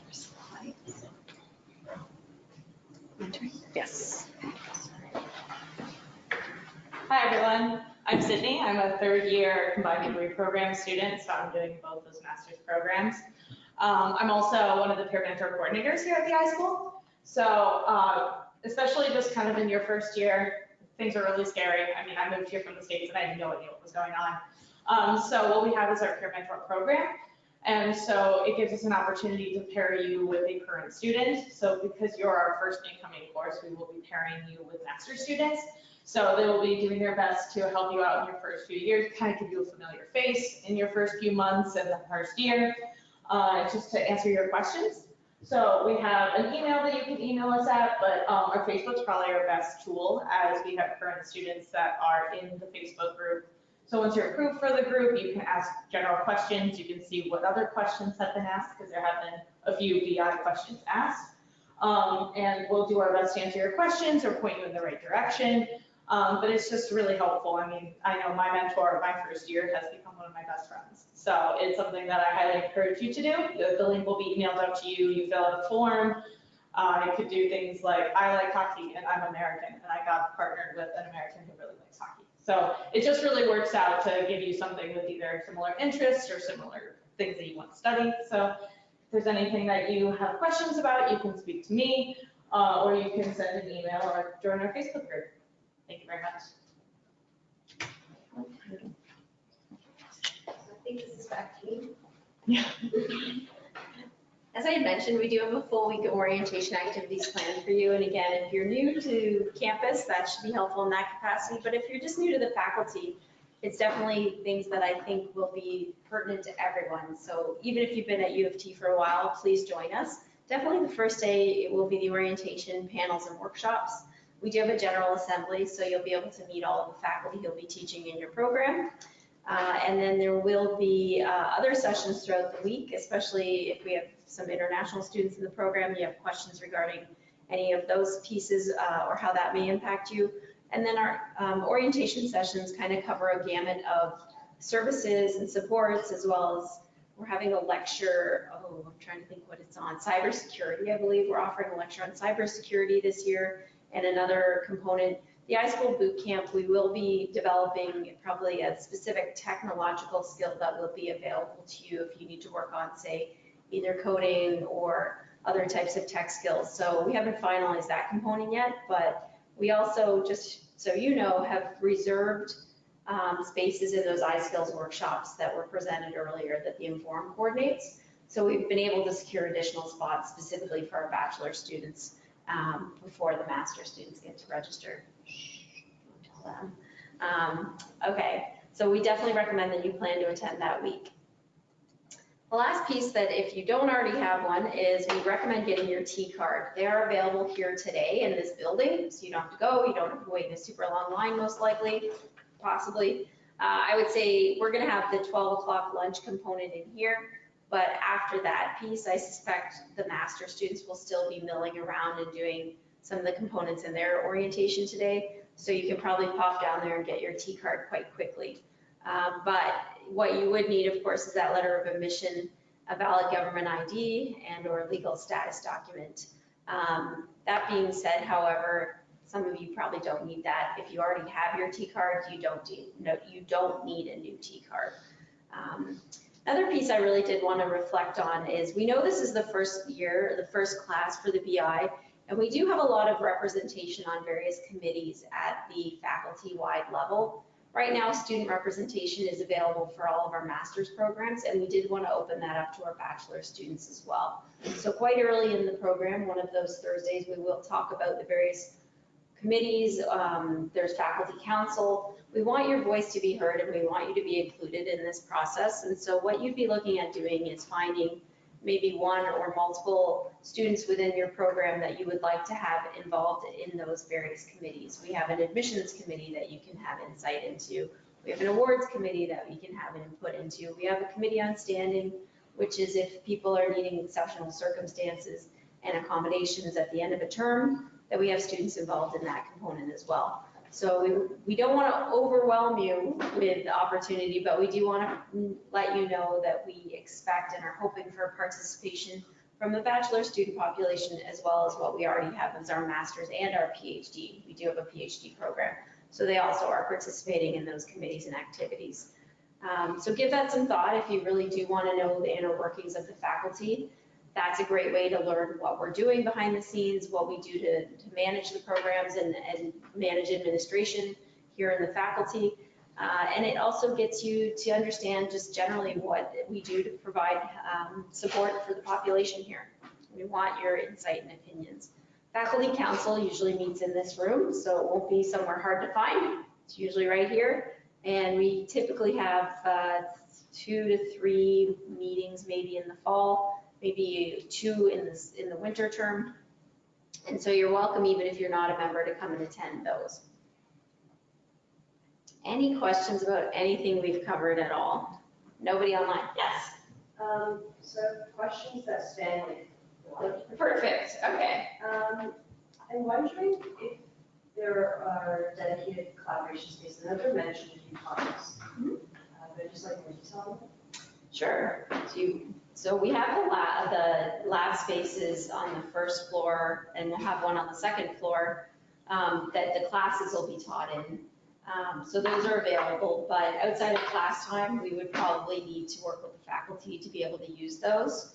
Did you want to? So there'll be bookable, there will be bookable spaces that will be available for collaboration outside of class time. For example, there's a room called 520, so upstairs on the fifth floor that is available for booking. And one of the things we're trying to work out is to set up a system that allows that to happen for some of those spaces in an automated way, as opposed to now where we're request has to go in. The other is that there are always spaces around that are first come, first served. We also, sorry, the other piece, which I forgot to mention, you will have a BI lounge.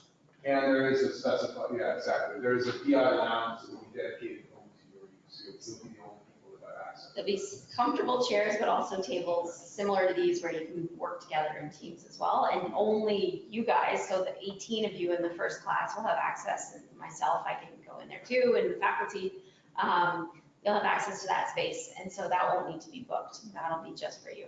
Yeah. So the studio, the faculty that teaching studios are also looking into pre-booking specific times for doing studio work outside of class time as well. So that's, you don't have to book it, it's on the calendar. It's not dedicated for individual projects, but it would provide resourcing for work that you might want to do outside of class.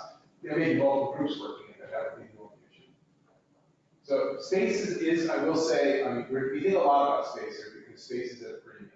You're not seeing it right now in this massive room, but there's a lot of activity happening. There's a lot of project work going on in this faculty. So we encourage you to be a bit patient with us as we figure out how to do it, but we are like pre-setting up structures that will provide dedicated space for work, including the lounge. And then a question on the student involvement in the community. Do you speak internal to faculty or are you also involved in other? University level? Yeah, government council. So at this point, the things I was speaking to are specific to the Faculty of Information, but you're definitely welcome if there's general calls to students to participate in any sort of bachelor's level committee that's cross campus. Absolutely, you're welcome to participate in those as well. But for these, this is specifically our faculty council, governance of the Faculty of Information.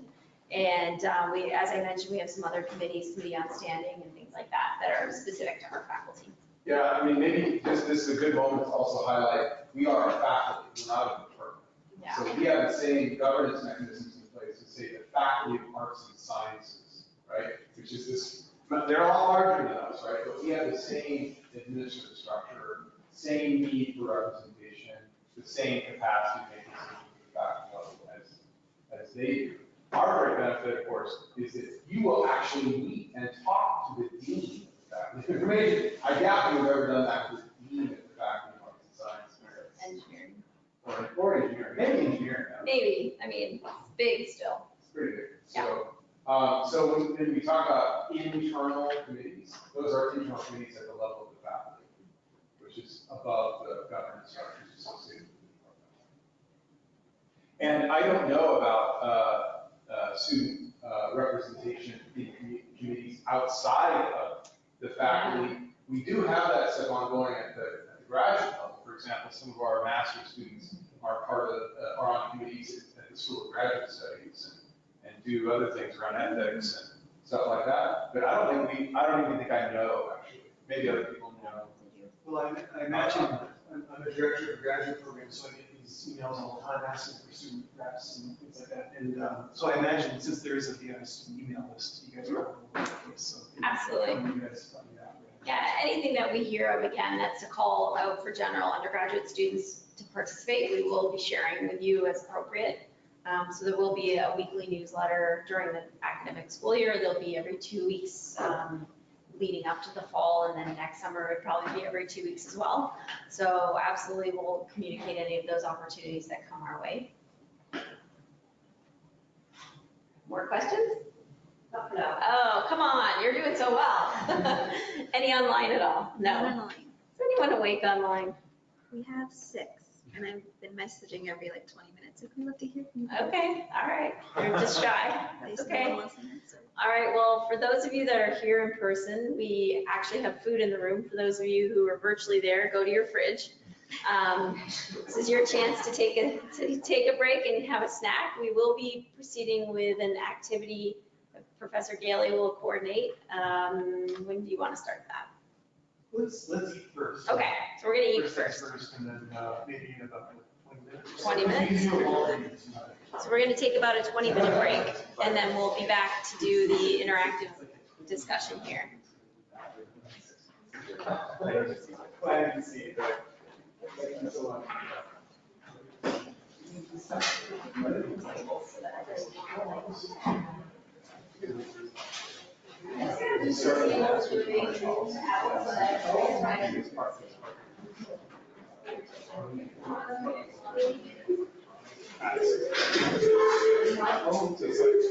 I mean, it's hard to feel. It's hard to feel like, oh, you know.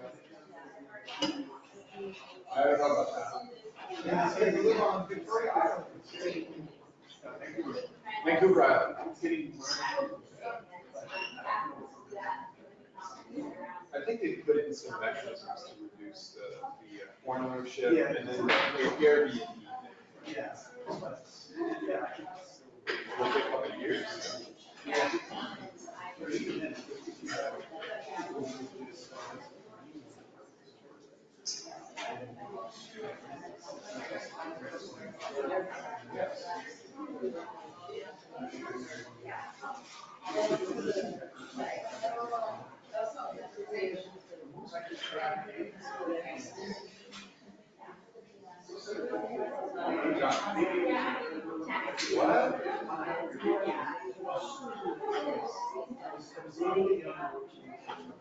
Well, I was thinking $100 in San Diego back in 2000. Yeah, I mean, actually, 2000, you know, that was 600, yeah, or 700. And then I was mad, I was in San Diego, and I was living south of 10 miles away from the Mexican border. So.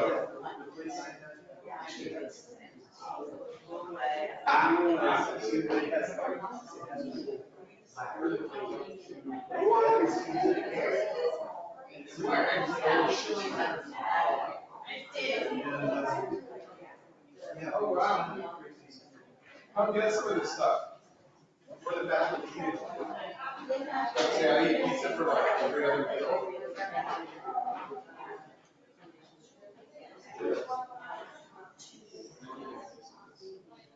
There, I've the picture up. I started, I took 18 cents.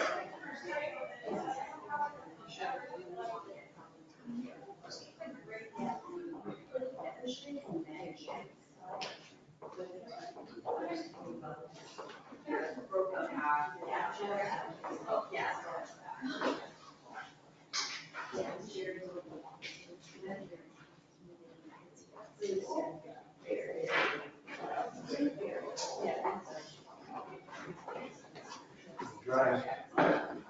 What? 10 hours.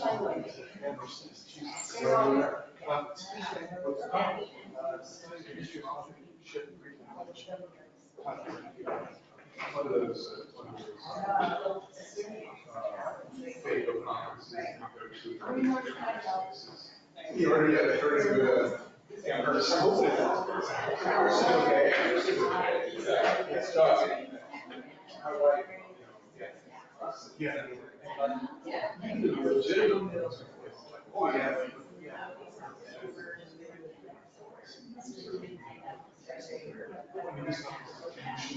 Yeah, exactly. No, yeah, or wow. Of course, it costs also. Yeah. Anyway, oh, that's where you're right. Yeah.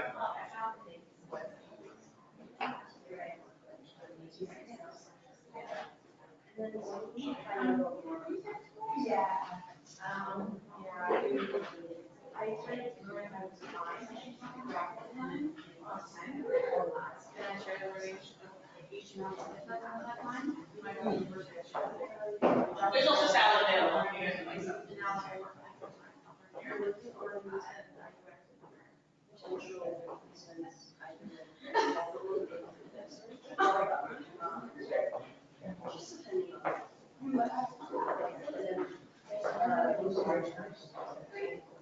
Yeah, I owe you guys, I owe you if anyone else disagrees. I got a couple of messages from people who are interested in getting maybe some things to start looking at as we go. So I can compile it down and put it back in supply. Yeah, I think a really quick straw poll on this because this is, we've gone back and forth with the scheduling of the summer course. courses, I should say. Would people prefer to have a 6-week accelerated schedule for the summer session or a 12-week? For the course content. Course content, that's not the practice. So that would be May, or would be June? Yeah, it would be basically beginning of May, End of June, and usually twice a week. Yeah, so you do the full, it's the same course hours. Yeah. You just do it compressed, right? Which would enable you then, if you did want to say go out of town. For your practice. I mean, I've done both, and I've always come to realize down to like the course material. That's what really makes or breaks like how we structure. Yeah. So, if it's like heavy group stuff, 6 weeks. Because too many conflicting schedules in my. Yeah, we have a kind of thing that we try to do here in the faculty, and this is something I've discussed a lot with the faculty teaching the BI as well, is to try to encourage, if you are doing group work, to minimize the requirement of meetings outside of course time. And it's simply because at our master's level, these guys are actually probably like you, they have very complex lives. And like saying, oh, you've got 4 courses, and you've got group work happening in all 4 courses, and you have to schedule 2-hour slots with the 4 different groups, it just gets too complicated. So we do tend to try to when there's group work going on, to kind of sort of construct it within class time. So. Well, the reason is because there's been some question about going abroad, for example, for a practicum. We want to facilitate that. Sounds great. We've had very good luck with the practicums, with people going abroad for practicums. We had a student a couple of years ago that went to work for Nike in Hong Kong, which I thought was, really cool. And other people have gone to California and places like that. So we want to facilitate that, but at the same time, I have a question about the class time. Is there, how many hours? Is it 2 months? it's a 200-hour. That's not to say that, people may be going into a context where they do more than that, right? But that's the number of hours. Because my expectation is that some of you anyway will already, maybe transportation, I don't know, like, maybe you already have a professional context you want to continue to work in. So we're not going to say, no, you only work 200 hours, that's it, that's your, so. But yeah, if it was a 6-week course, it would be 5 hours a day for 6 weeks. It would be 2 to 3 hours twice a week. Yeah, there's only 2 courses, right? So there's the practicum check-in course, whose schedule maybe actually will probably be even less than that. That's not a structural course. That's like a, hey, is everybody doing okay? And some reporting and things like that. Reflection. And then the other course is either Worlds Become Data or Computational Reasoning.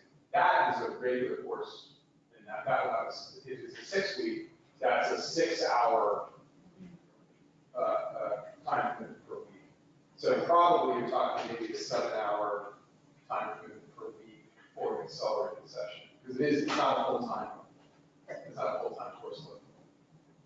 I've done summer school, I always find that it's not a great learning experience, because it's so packed with stuff. It's neither enjoyable nor labor as much as I would. No, I always think that when you take a 12-week standardized course, right, and you compress it to 6 weeks, you always lose something.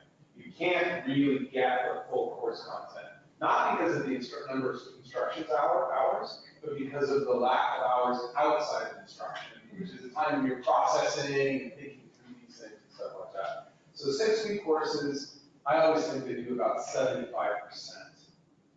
of like a regular course. Possibly depending on which one, facilitate like a 60% front-loaded course in person, and then 40%, well, if you aren't in the area, you may be able to do a project while you're away, you may be able to do an online session. That can probably work pretty well too, so that you're still processing the information for the duration of the summer, while you're maybe working, and maybe there's something in your job that you apply to the other course. Yeah, or just do that course as a, what's that called? It's called hybrid or something like that, where some people are in person, sometimes, Boise does that a lot. Yeah, so maybe that would be another option. Maybe that's a better option. I'm just saying it's an option. you don't want to limit, like, if people do have an idea about practicum, they need to be outside of Toronto for some period of time to do that. But if we do it hybrid, I think that's a good thing.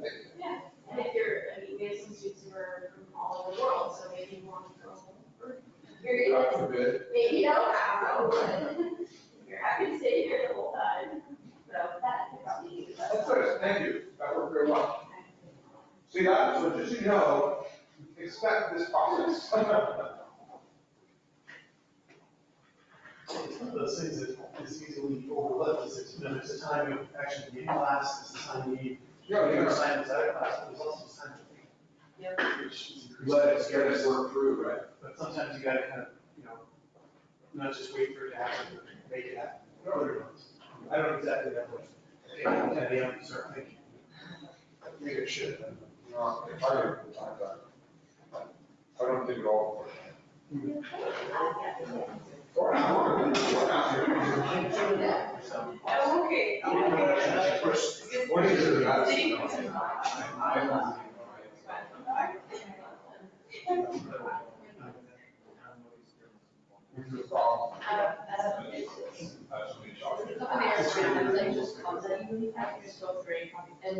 School year, I would get them, but they're 16. I get them. Because there's a point where they would keep up their Still is. Oh, yeah, that's, this one's wrong. But right now, we're going to be hands, right? So like, last week, I was on full camp. So I need to shut them up, and I camp, and I would stay.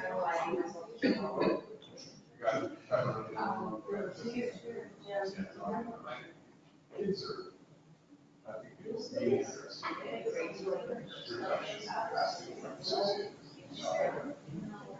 a lot of faculty sort of separated from them, other parents, in my house,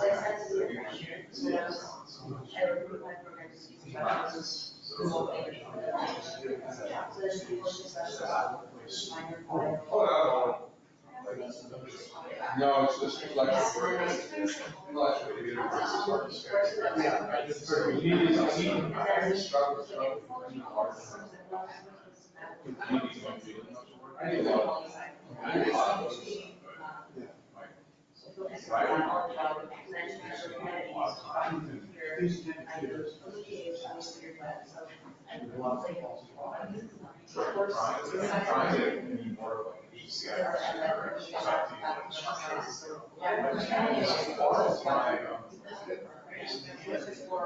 I started to do it. I started this thing.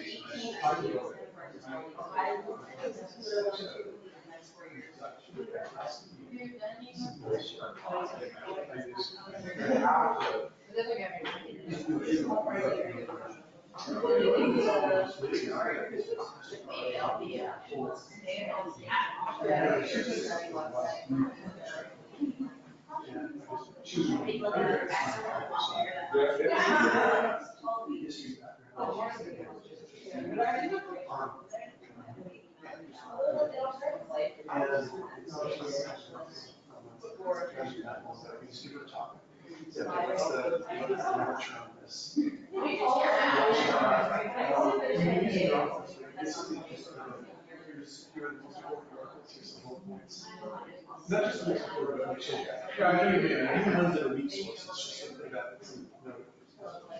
then how do you? Well, the paper is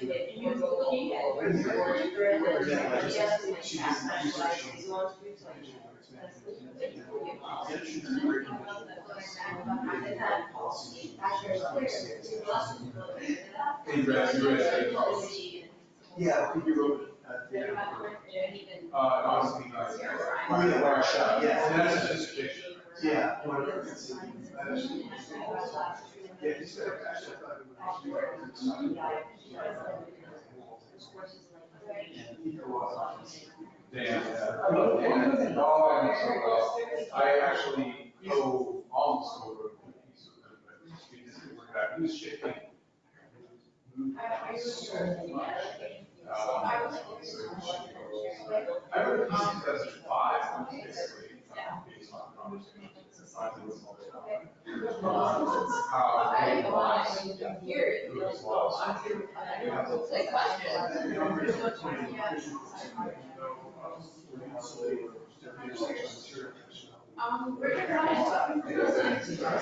There's a woman too.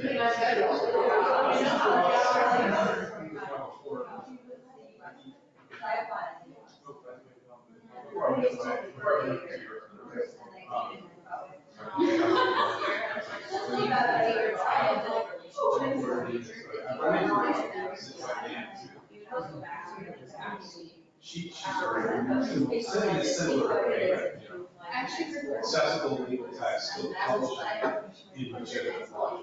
Yeah. I don't know how you do that, because it's very hard. Yeah.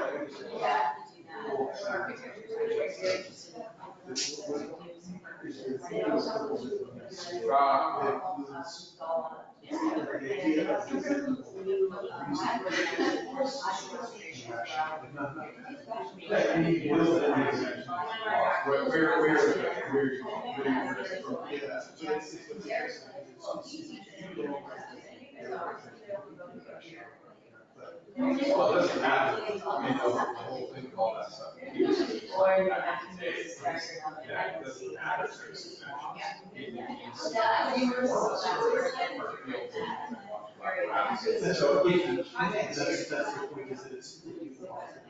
that's the wired shut part.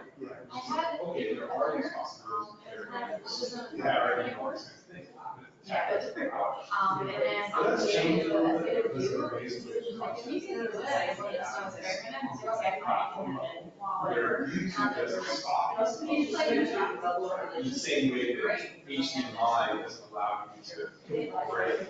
You move to digital analog, yeah, there's not a wall. Now it is through just implementation.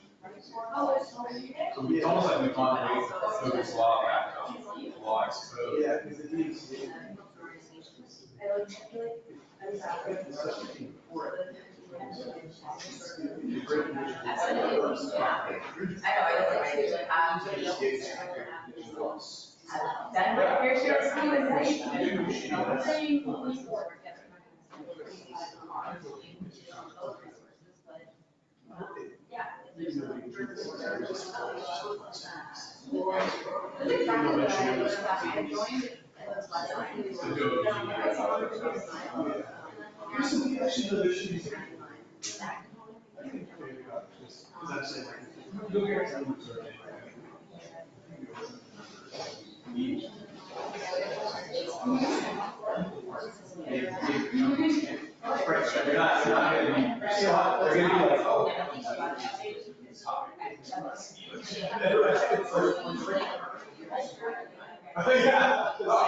And then go out and use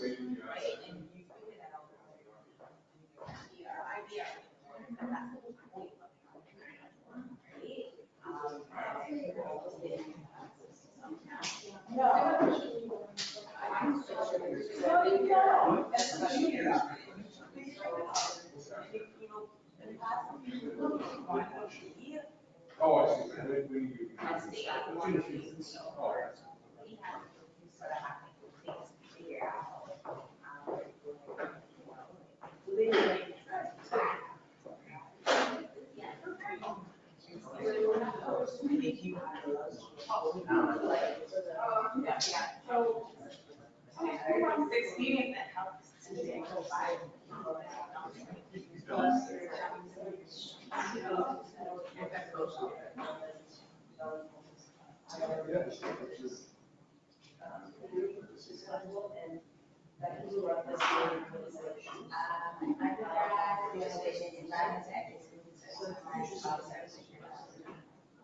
see.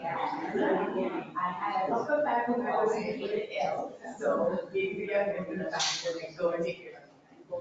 And well, that was happening. I was like, well, I don't know anything. So then I was forward program. I'll go back to you.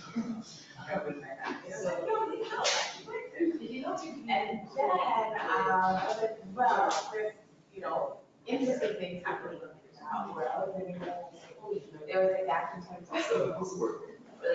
doing the training and the hiring for different companies, like, they just didn't know what was happening. We had great people, my teams, and not the best. And I was like, hey, let me go into HR. So especially if you work for a healthcare company, I went back to that movie HR and got to work. Hiring for people, make her run the basically stuff. I was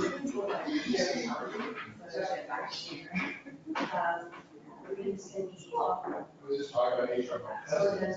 Who lives in the Bay Area. Was the director of HR for Kingston. Oh, wow. Now it's good, this was a different company. It was some public, and so she was actually standing with the thing. Oh, but it's quite complex, so these codes, there's range. So not like, the idea is to come together, HR people, each person wants like, shook their hands and all. Yeah. And you have to solve it. Now they're responsible for a lot more. They're right there, almost the same, you're shoulder to shoulder with them. They're not an entry point being the company. Yeah, I know. It supports you throughout. Yeah. So For these meetings, like, really good. yeah. So she's very good. She has a 6-year-old, sorry, 8-year-old, and a 14-year-old. She's Well, yeah, that's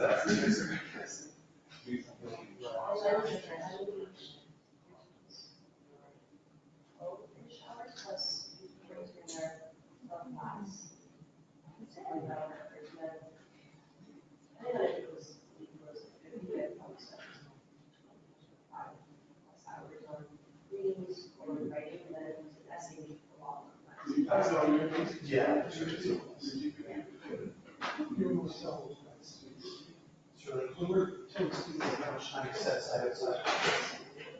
What's that? You mean how many hours equate? Let's do it 3 and 1.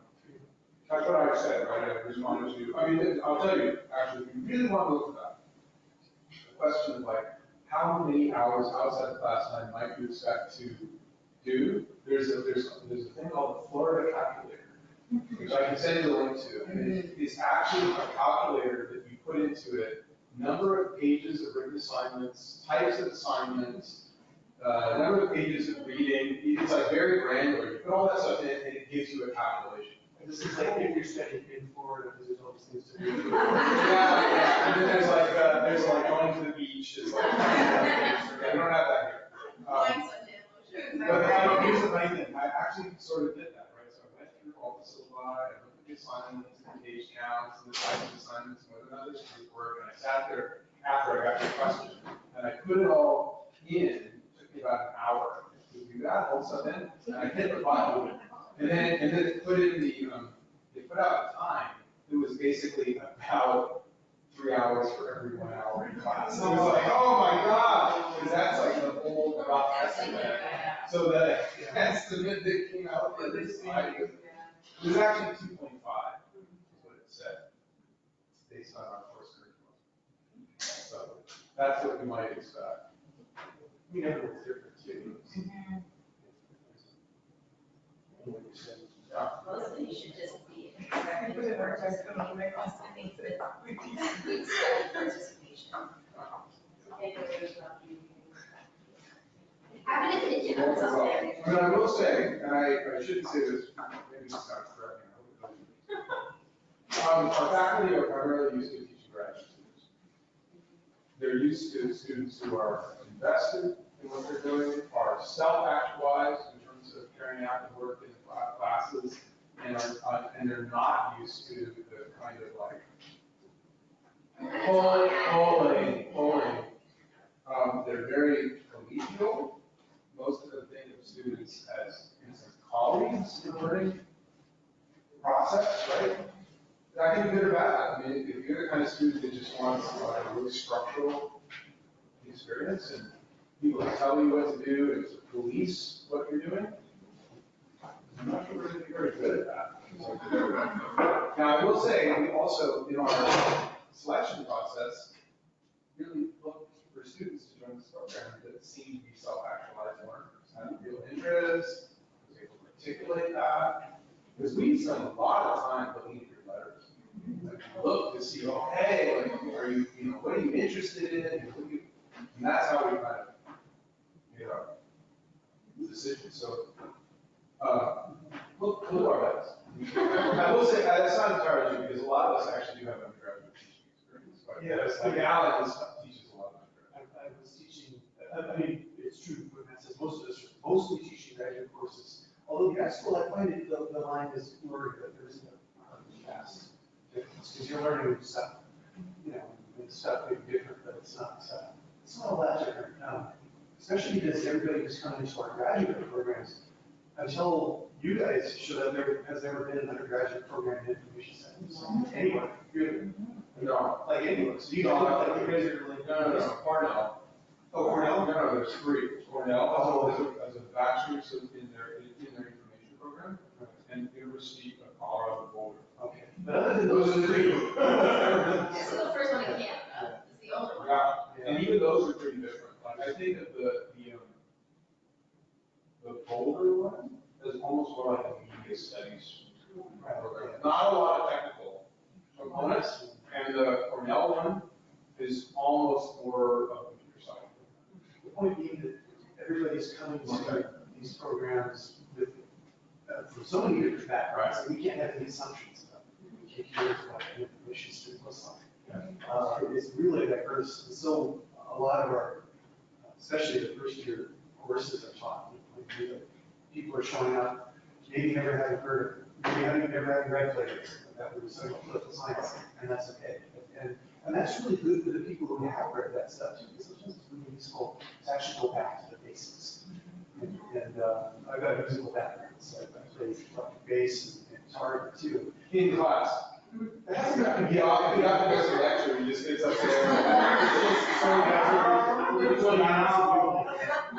do you feel me? But it's something musicians often do is go back and relearn the basics. Yeah. But it's true for all kinds of people too. And because you might think you know the foundations. Sometimes if you learn the other stuff, you go back and look at the basics and revise, which is a kind of success. Yeah, I think it's true for the BI program too. Like I was thinking back to my own undergrad experiences. I was doing computer science and English literature, which is a weird combo, but they mix together in interesting ways. But I remember in the computer science program I was in, there was this real sense that, okay, you know, year-end exams are coming and it's like watching a big thunderstorm. So let's get less than. And then the program was designed so that, you know, you guys have that feeling too. This program isn't like that. I mean, it'll be difficult, it'll be challenging, should be, but it's not like there are mechanisms and people. Exactly. Yeah, the program is not built on failure. Yeah. So that's we should have stood up and said that. Some of you will not be here. Maybe you're busy that day. So it's, so like when thinking like when you guys are saying like for your engineering program, like you had no at all, like. Yeah, it's actually. I tried to teach like this in ECE. I've had so many conversations with the dean and associate dean of engineering. It just didn't happen because the programs are so structured. There's just such limited space to sort of material. But yeah, yeah. So the best I was able to do was use projects with engineering science. Outside. Yeah. Okay, so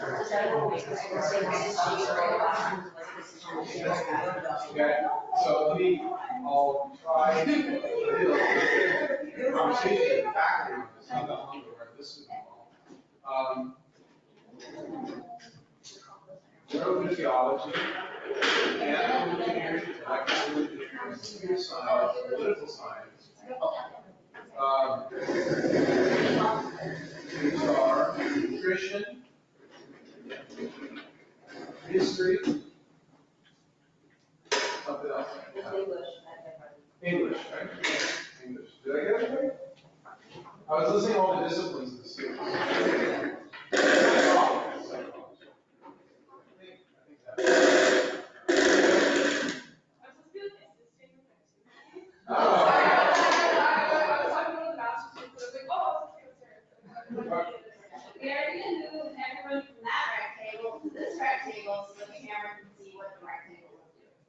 just really great. Yeah, very good. Oh, yeah. But there is there still coffee and stuff downstairs? I don't know. Is there Yeah, coffee? we have a lot of snacks, and like there should, I don't think that, I don't know how many people like coffee, but There was coffee around the burger. yeah. Do we want to take a quick trip down and go? Sure. You want it? Is there a chance you want to go down, just to, yeah, so the people on the mic don't leave us and we feel really. Let's come out and direct us in an activity. Yeah, it's a matter of 12:30. 12:30 or 12:30 more so. Right. 5 minutes. 5 minutes left off, you're still eating all the next day. Yeah, it's fine to eat during that too. Is that, Yeah. it's actually divided fairly equally between like technical, social, and human experience. So you got your applications, was like skewed towards any specific discipline or? No, it was extremely broad. I was worried that there would be, and we would have to do more recruitment to like bring, because we really wanted a hybrid crew, but it actually seems that we self-organized into that. We had about 280 Just gonna turn the applications, just so you know. You said it. Yeah. What's that? No, just the number. Yeah, just so you know. We Can I we sent out offers to Oh, there we go. Okay. 3. Yeah, that's right. And we have 8. It's a brand new program, we expect, like something brand new. I think next year, our we call admissions processes are going to be a lot more difficult. 280 is totally doable. 5. Especially when 18 kids talking to all their friends about it. And people we met. Well, we have like, there's a number of pairs, like where somebody applied and a friend applied, both got accepted. So. Yeah, my friend is like, she's English. So, and we are planning, we're going to do this week thing at the end where there's kind of a showcase of what you guys have done, which, I'm always thinking that the data set is also good for Unless you use you to do whatever. Well, the idea is that the problem is discovery. How do you know? What is this thing? It's not sociology, you don't know what it is. So maybe the way to evoke that knowledge of what it is Or develop, always mentor outside of faculty. In clubs and then. That's a good idea. To have basically use the current class as an infectious vector. Yes, absolutely. We will have you spread your germs. As a viral, as kind of a viral. We will send you out for credit. Yes. Classes. Oh, in courses. Yeah. I think that's frowned upon. Oh, all right. Sales commission. That's right. 10 points. I think that's frowned. Oh, definitely. This tilted down a little. Right? Yeah, any minute now.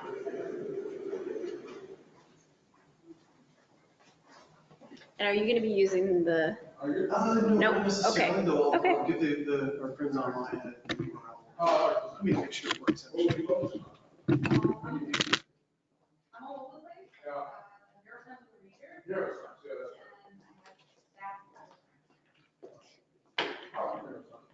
Yes,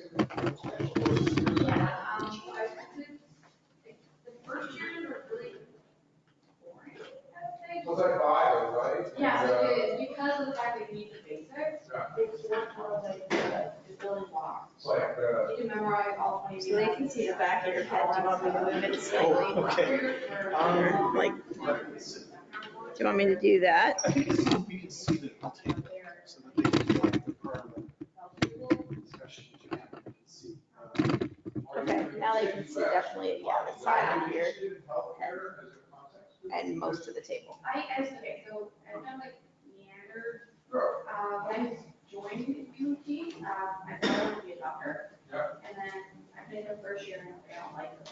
Then I thought I would like computer science. So then I did it for a year or two, and I got an internship at IBM. Here, out of work. In marketing, yeah, so I was there for 16 months, and then I came back and did a UX course. in computer science. Here. Here, yeah. Debbie,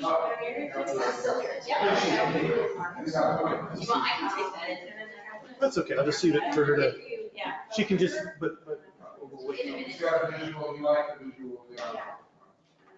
That's right.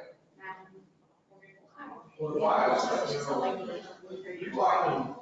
So creative actually, all those things. Yeah. It's very powerful, right? So I have a background like all of the way. So it took me years to figure out, oh wait, these are things are not things that I did and they weren't the right thing and I threw them away. They were part of like my, my work and my practice. Part of that sometimes is just being like, okay, it took a while to get a little more. There's something about like, I got those. I think computer science, right? Yeah. Computer science. Just something. Yeah. Yes. So, You're right, and they don't always know this. What's that? Oh, just Well, right here, okay. the problem is that it's very hard to, if you're like embedded in those things. The university does not. That's true. So. That's true. Pretty cool. That little corner, I guess you can't really. Yeah, do you have any other? But then you cut off the. All you know is the interest. I was like, if it's a little The bit. instrumental value, you don't know until later. It's okay. Yeah. I'll get more of this in the fall when they come back, so. Yeah, it's kind of like, it's like browsing books on a shelf or something. At a certain point, you start to get in a way that you can just search.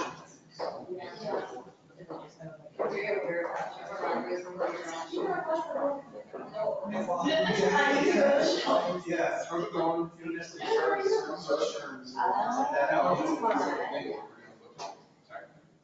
Yeah. So I don't know if you heard about this.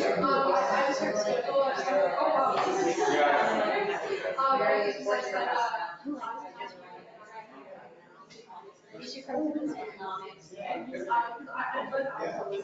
curious what's going on. Sarah? This is the only master's program. I'm distracted by the guy.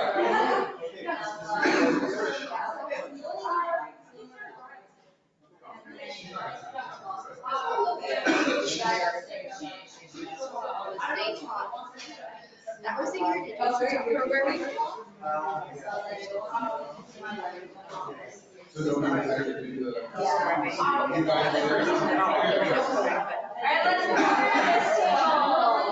over this table. What? Come over to this table. What? I can't hear you. You can do what you want. You're the, yeah, you can go over that table. Is your dad okay? He teaches me for should be. I'm sure he'd be very proud of you.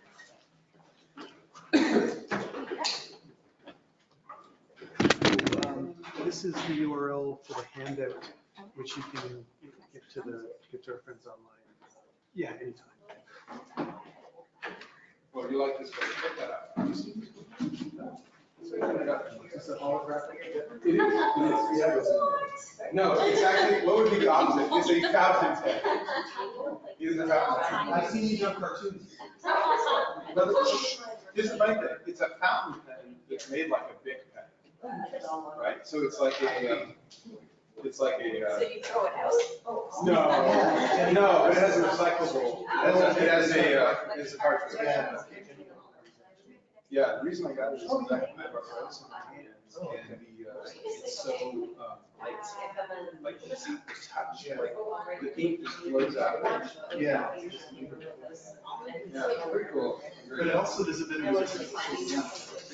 It does look, sometimes you have to- so they actually say that it improves your handwriting because it makes you slower. Oh, that's interesting. Okay, so I think we're all here. So what we thought we would do as our last activity with you guys in this room, since you've had to absorb a lot of information this morning already, we thought what we would do is something that's actually more like some of the things we'll actually do in our classes. So what I did was I was trying to think of, okay, what's like a little small representative chunk of the experience you guys might have in the program, and how can we do that in half an hour? So I'm going to do my best to do that, but this is a lot more interactive. It's definitely not a lecture. What I would like to do is actually something that I do in many of my classes, which is work through an image that represents information work or information design in some way. I'll just maybe hand it around first. There's actually 2 handouts coming for you, but this will just be one. There you go. And for you folks online, Amal is giving you the URL, so you guys hopefully can see it. Sorry? I just like to divide it. Oh, thanks, good idea, okay. Oh, one's going one way and the other is going the other. Okay, it's the same one, yeah. Oh, it's the same thing? Oh, you didn't do both? No, I'll do both. Oh, I see. Yeah. So, so in the courses that I teach on culture and technology, one of the things we do is study new media. And new media is a really, really important topic now, although it was an important topic when I was here 2 years ago. But one of the things about new media is that even old media now were once new. There was a period in their history where they were new, where they were strange, where they were things that were not entirely figured out in terms of either how to build them well or how to have policy or laws that determined what could or should or shouldn't be done with them, even how they were understood and represented and things like that. So what we're looking at with this kind of weird image is a look back in time to when new kinds of reading devices were appearing. So before I explain this one, actually, let me just kind of ask you guys, I'll do kind of a straw poll. We were actually talking about reading during lunch there, and the kinds of reading you guys have been doing for the programs you're coming from. Reading is something I study, so I get really interested, especially because it's not just one thing. There's so many different kinds of reading. Students understand this more than anybody because students are often reading. We often say that you're reading because we don't understand it. We're often, as students, reading things that are difficult, where reading feels like work, as opposed to reading might be fun, which is another kind of reading, reading something very short, reading something very long. I'm just curious about the different interfaces with which we read, the different forms in which we read. So who here reads on their phone? Any just about anything counts as reading, okay. Who here reads on a tablet device of some kind? Okay. How about actually like reading from a laptop screen? Okay. Who here skips those things and prints things off? We all do. Okay. I also have a paper book I'm reading right now. Okay, I've heard of these objects. Yeah. Hey, you heard? Yeah. Just curious, who here, and it's okay if you don't put your hands up for this too, but who here's got like a paperback book they're reading for fun right now? Okay, that's more than I was expecting. Okay, but it's okay if you didn't have your hand up either too. One of my best friends, who's a book history scholar and studies the history of books, he only ever reads on his phone. Wow. But that's interesting. How to read a novel, it's his phone. But that's interesting that you have to you might feel bad how one way of reading versus another. Oh, you don't read paper. Yeah, well, that's one of the ways we come at the study of information. The study of how people use interfaces too is not to make judgments in advance. We're more interested in how people use them, in the variety of ways that people engage, and what the difference is. It's not so much about like picking the correct one. Especially because it's so personal. People with different backgrounds, education, the exposure to different devices, even basic access to certain devices as well. So, are there any other kinds of reading interfaces I didn't mention? Ebook. Oh, okay. Do you have like an ebook? Kindle? Oh, it's a Kindle. Okay, interesting. There's working out, I read the text on the TV screen. Really? Yeah, interesting. Closed captioning, basically. Okay. There's a lot of the audio stuff, audio essays, audiobooks. Audiobooks, yes. Okay. Podcasts, right? Yeah, as a kind of reading. There's a story in the Globe and Mail just this morning by Ian Brown on audiobooks, and he actually interviewed me for it. I think he told me the story. That's still a good argument, but yeah. Not as good as it could be. He quoted the person who should quote, so. What about like environmental reading, like Yeah. reading on billboards or reading about? Yeah, especially if you go to Dundas Square or something like that. Yeah. In fact, this isn't reading you sometimes choose to do, this is reading that's trying to get your attention. And it's not necessarily words, but, so, I mean, we're used to living in an environment of reading interfaces all around us. Some are, we don't even notice it as reading interfaces, but this image takes us back in time to 1935. When that was an era when there was a lot of new media, new technology as well. This is before electronic computing, but the word computer was around at that time. This is, well, I'll give you a little bit of background on this image, because what I really want to do is ask you guys, what do you see going on in this image, and what kinds of assumptions about reading are being made in this image? And also, just from a design point of view, if you were to look at this, if you were assessing this, is this a good design or not? Or who does this design include? Who does it exclude? But some context for this is worth having when you're looking at it. So this is an image that comes from a really weird and interesting magazine that was published in the 1930s called Everyday Science and Mechanics.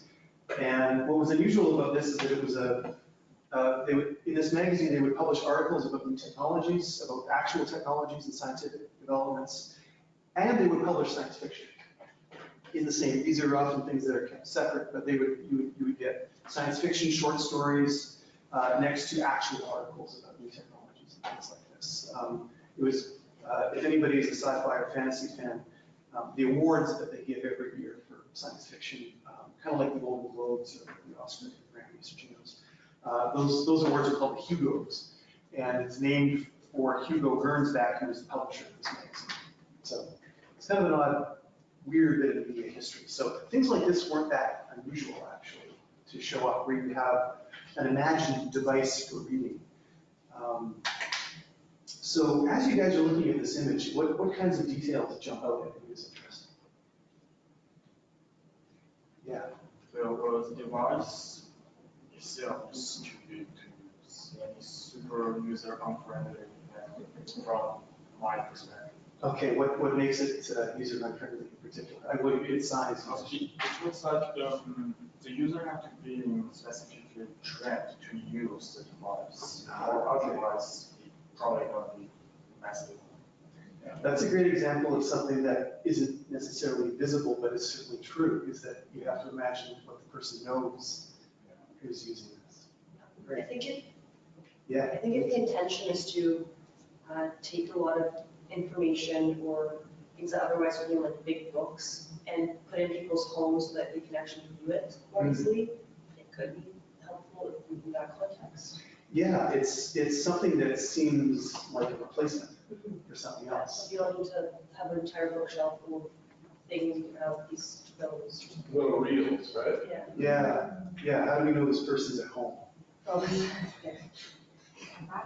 Because yeah, that's right. Got a bathrobe on. That's a smoking jacket. So yeah, so this is something else that is one of the things I love about history is how strange it sometimes seems. So like when I was growing up, my smoking jacket was the jacket I would wear to sneak out and smoke. So my parents would know that I was smoking because it would smell like smoke. But an actual smoking jacket is the same thing basically. It is. So this is somebody wearing what somebody in the 1930s would recognize as a smoking jacket. Or a bathrobe. Yeah, same, you'd probably wear them more or less in the same space. You wouldn't walk out the front of the house wearing them. But yeah, this is also like this person isn't in the library or something like that. This is a domesticated technology. It seems to be situated in the home. Good. Yeah. What are some other details? It's not portable. You're not going to bring it around your room. Yeah, it's harder to see, but it's actually attached to that wall. Maybe it's on wheels. Yeah. So that raises the question: if somebody bought this, could they then put it on wheels themselves? Something like that. But yeah, this looks like a device where you go to the device rather than the device coming with you. Can I use it if I'm female? That's a great question. Yeah, what does this image seem to suggest? Or, Not smart enough, probably. Yeah. Women don't have to read. Yeah, there's a sort of default user that's being pictured here. Yeah. But for me, it seems like it's very much based on the technology that was there at the time, because signature film carries photographs of the book pages, as opposed to being like, for us, it's just like read the text on the screen, it's not pictures of the text. Yes, Yeah, right, it's a digital representation, it's Yeah. debated. that's a great point, because that's, because it's, the caption for this in the magazine was the book reader of the future, but it was the future as seen from 1935, or 1934, actually. I'll explain a little bit more about where this came from. I'm kind of interested in what it might have looked like to people in 1935, but now. But this is like a lot of old science fiction. You can see them imagining the future. I think of like Star Trek episodes from the 60s. There's no touch screens or anything like that. But it's, it's transistors and tubes and, panels exploding and such on the Enterprise. But they were imagining the future, but only in the terms of the technology that they had. Which kind of makes that technology more visible, because it may have been sort of just, well, this is just how things work at the time. That historical strangeness kind of lets us see that. If I can't afford this thing, am I not gonna be able to read all the books? That's a great question. Especially if it's a replacement for objects, is it also a replacement for public library or something like that? It also makes like something that you do naturally a little bit more complicated. Like, specifically, I'm talking specifically about just in focus. Your eyes naturally do that, it's not something you can control. So like you have to manually adjust the focus for something that's like innate to you otherwise, which is like more complicated. Yeah, I find myself doing this recently. Yeah. I started looking under my glasses to read, Anyway, that's, the embodiment of this is kind of assuming a certain distance. And, but yeah, the user interface, the things that you can actually adjust, it's very interesting as well. And you can see you've got one hand out, the other one just kind of like. So even that whole setup, which is, I've been staring at it because I'm vertically, challenged, because I'm short, so I'm going, okay, can I even reach that, or can someone who's short even reach that? I've been looking, trying to see, like, is there a height adjustment? Like, I've been staring at it, trying to figure that out, so. Yeah, that's a good point. It's one of the things with any kind of reading interface in particular, but other kinds too, is at what point is just the bodily postures that seem to be called forth. Especially with something like a reading interface, and you can watch yourself doing this too. When do you lean back and then when do you lean forward? And it's true of laptops, it's true of other things too, but it's interesting that this is being looked at as a lean back. Yeah, and what does that imply about the kind of reading that's going on? Yeah, that's a good question. Are they reading a technical manual for a car repair? That would not be, it's like, as one does in one smoking jacket. well, yeah, leaning back in your chair with a pillow behind your head. It's for a particular type of reading, right?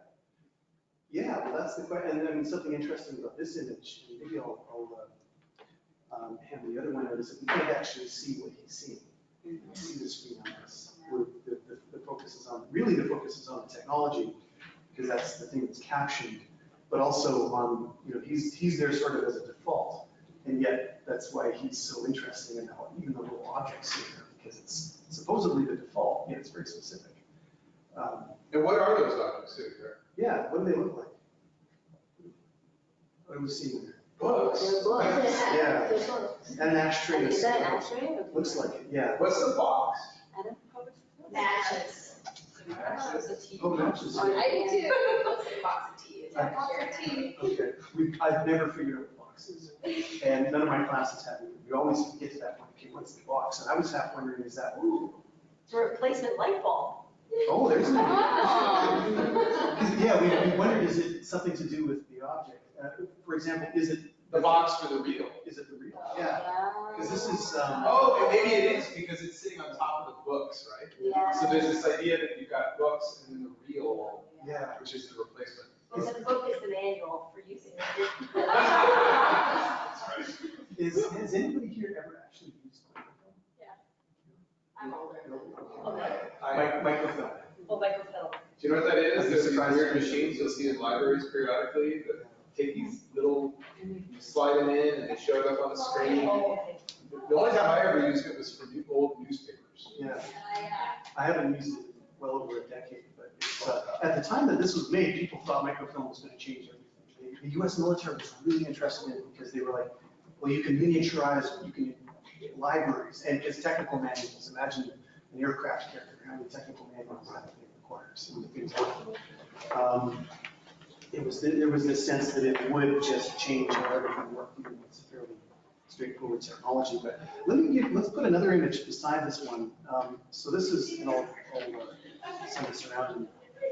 It's the same handout, it's just two stacks coming around here. So the image the image that's coming around now is actually from a patent application that this is representing. So one of my students, who now teaches here sometimes, Matt Wells, my research assistant, he was looking at this and it occurred to him, wait a minute, this might actually be from a patent. So what Matt did was he went on Google Patents, and the URL for the actual patent is on one side of this. And it turns out that this was actually a patent application filed in 1934. So speaking of failed technologies, when you guys are in Sarah Grimes' class and doing that assignment on failed technologies, a great place to look is patents. Of course, the US patent system is just crazy, but that's often where people will patent things that never became real or never could work. This, as far as I know, this was never manufactured. So this is more of an imaginary technology than anything else. But, so here we have the illustrations. You can see that there's an illustration where there's somebody sitting in a chair. That was included with the patent filing. Fewer details about the person. They've been kind of more specific in the everyday science and mechanics image. Although, what I love about it is that he's still in his slippers. So there's still that implication. And a pillow. Yeah, and a pillow. This is a domestic technology of some sort. Which is, I mean, that really does change if you're trying to market a new technology, you're trying to convince potential users, is it for work, is it for home? In the culture in which this was read, work at home, usually very different places. Not always, but this is a technology for the home, at least it seems. Either that or a very comfortable workplace. Yeah. I think we've already touched upon this idea, but if this is filed in 1933, I think he is definitely, whoever designed this, filed patent is definitely aiming for a very wealthy audience. Because the right, like it just has to be. Well, yeah, because of the time period that's very funny. Yeah, exactly. And shoes and stuff, but. Yeah, and that war, Yeah. the whole thing. Yeah, this is the Great Depression in North America and much of the rest of the world. Where people aren't worrying about affording the book reader, they're worrying about food and other necessities for life. And on the other hand, it's one of the things that happened, especially in the 1950s after the war, too, is that people started imagining luxuries. And so, I mean, it's interesting that coincides with the emergence of computing, not home computing, but that idea of futuristic technologies that you could own in a couple of years. That tended to come along a little bit later, but even in the 30s, we're starting to see that, where the future could be in your home now, if you can afford it. It's a big dividing line. But anyway, one of the reasons I wanted to show you the patent drawing too is because this actually shows us what this thing looks like head on. There's a lot more to patents. A lot of the patents are really boring, but this is on the other side. But some of it's interesting. But here we have, especially with the lamp and looking at it head on, you can see a reading interface being imagined attached to a lamp, but where reading would involve the turning of dials and maybe reaching over, swinging over to comics. What I always find so interesting, even about the patent illustrations, is that it still doesn't show us what he's reading. Because it doesn't matter. Yeah, he does. Actually, in the description that goes along with it, he was imagining anything that was long and continuous, like a novel or sheet music. I mean, exactly. Yeah, maybe.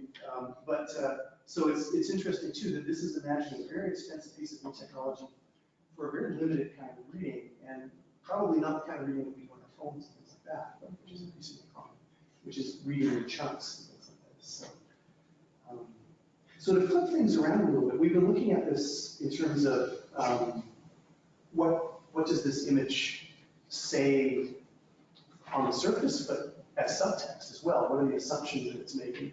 Perhaps that even the person who made this image didn't know what they were including in the image, but are certainly there to be interpreted later.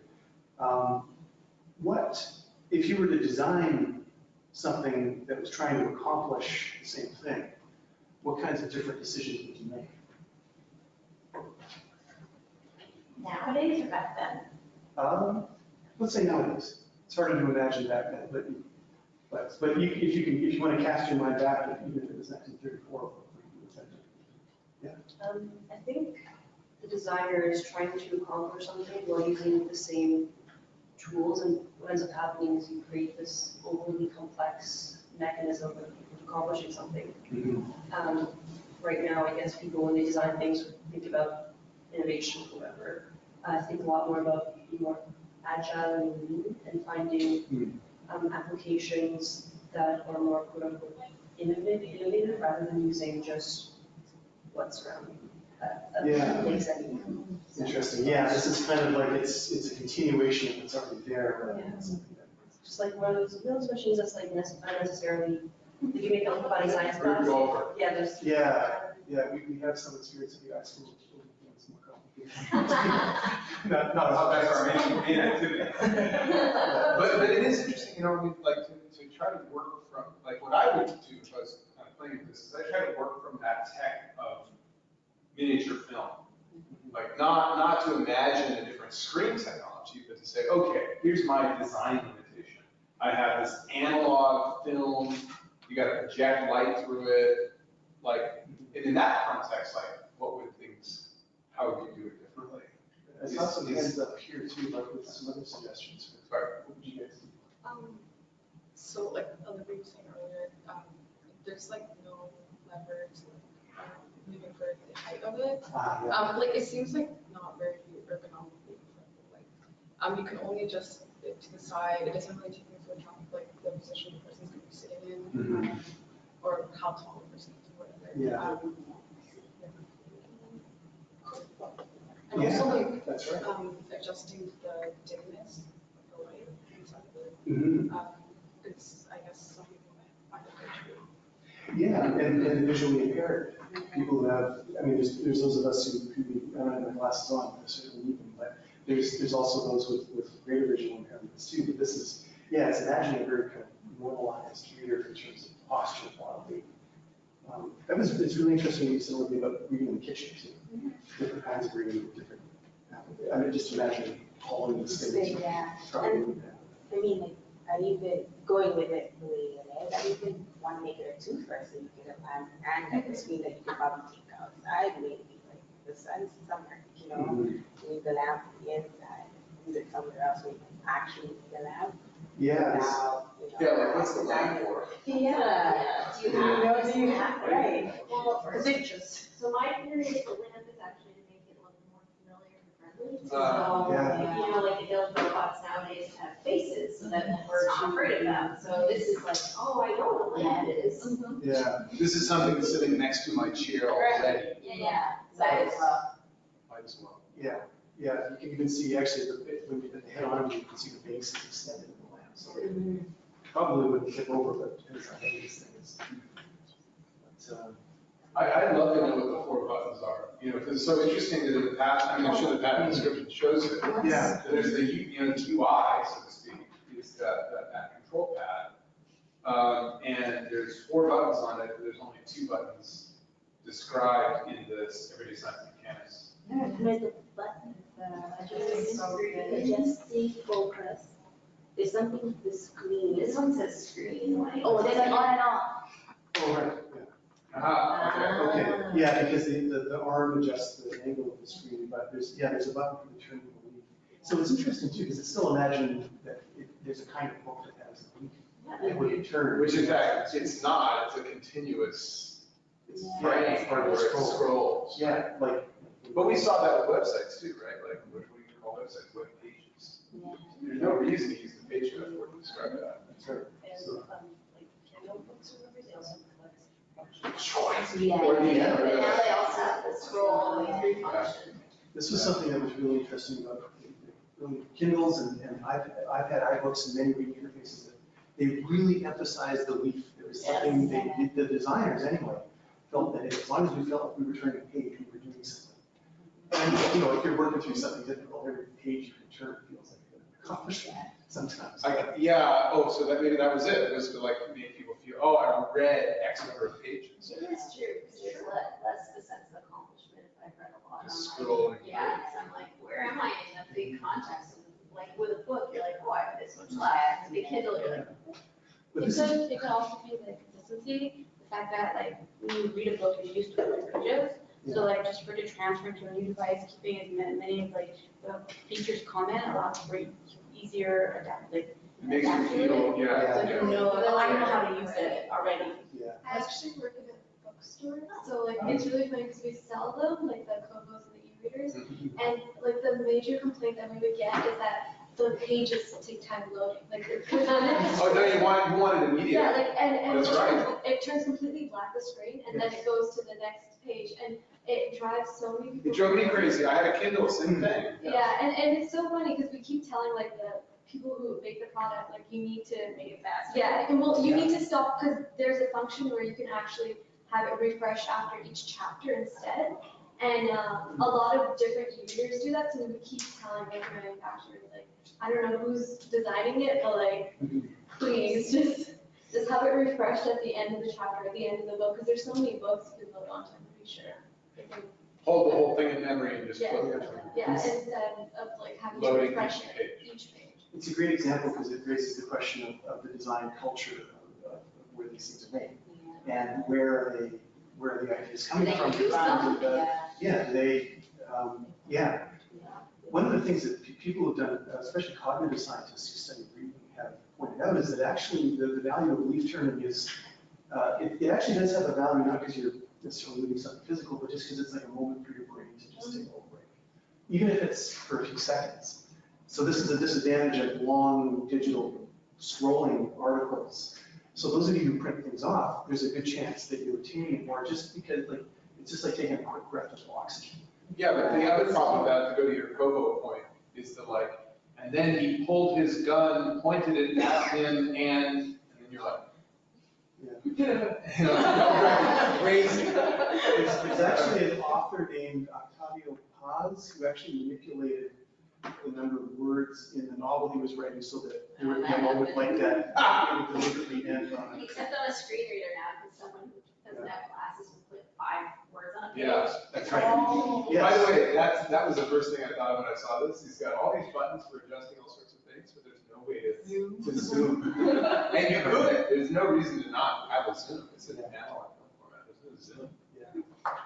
Okay, well, in the spirit of taking a break and getting everybody some oxygen, I figured let's, you guys have a tour coming up, I know at 1, but thank you for all your comments and insights into this. Every time I look at an image like this with a group of students and colleagues, it's, you know, you see things you would never see before. So this is also an example of why it's good to have many different kinds of minds and backgrounds at the same table. And this is what the actual thing is going to be like. Where, you know, you'll see things, and then the person next to you will see different things. And we're kind of, when we were talking about our backgrounds, it's almost like universities are designed to keep a group like this from never meeting. And that's what many of the ISO programs and the BI program is gets us in the same room in ways that we wouldn't otherwise. So anyway, this was just one image, and so in my course we'll look at some historical stuff, but in all of the other courses, that kind of dynamic where we see things together that we just wouldn't see on our own is going to be required. And not just reading things, but making them. We could be making policies, or making objects, making prototypes. Can I just point out one thing that's been bugging me the entire time? Okay. This whole foot thing, that's a fall risk. Yeah. Like if I was in the 90s, 30s, like what I know now, and saw that in an elderly person home, I would flip. Especially in your slippers. Yeah. Yeah. Like, And your smoking jacket. And yeah, like. Or and then you knock this thing over. Exactly. And then it falls on you. I freak out. It was annoying me. Yeah, maybe a reason this was only ever happening. Let me just say one thing too to that point too. We were talking, Al and I were talking about this as well. Whether it's about looking back or looking forward, the key intellectual task we want to thinking about as you go through these kinds of things is the idea that it could have been different. That's where innovation comes from, on one hand, like from a technical point of view. That's where you come up with the ideas to create novelty. And that's also where the critical impulse lies. Where when you look at something, you say, wait, it could have been different. It's the way it is for a reason, because they're thinking about things in a particular way. That's also the site of critique. So whether it's about a critical perspective or a creative perspective, they both start from the same point of view, which is, it could have been different. So at this point, you're gonna go on a tour, and then you're free to head out if you don't need a T card especially. If you do, I definitely recommend while we're here, getting one here today. Because those of you, does anyone need a T card? Yeah, just to let you know, you might need a bit of documentation. Yeah, Okay, so if you don't have it, then sorry. It's not hard. The T card office is connected to this building. No, they've removed their coffee. They're done. Oh, man, that was so nice. Oh, I'm sorry to see that. That's why we invited them here today. Shoot. But ultimately, if you don't get it now, if you can even do it sometime before the term starts, it'll be way less busy. So, but Yeah, once everybody shows up in September, it'll be crazy. yeah, and as you said, we are around all summer, so if you have additional questions, reach out to Andrea, reach out to Sherry. We'll be sending out additional information. We're super happy you could join us today. Hope you enjoyed it. And we'll see you again in early fall. Thanks to you guys online too. Yeah, take a look at I think they'll take you to the UX studio on the first floor, so take a look at that. We have a bunch of studio courses in there. And we have a brand new classroom, which is 224, 225, I don't know if they renumbered it. I think that's open now, and that's a new studio style course classroom as well.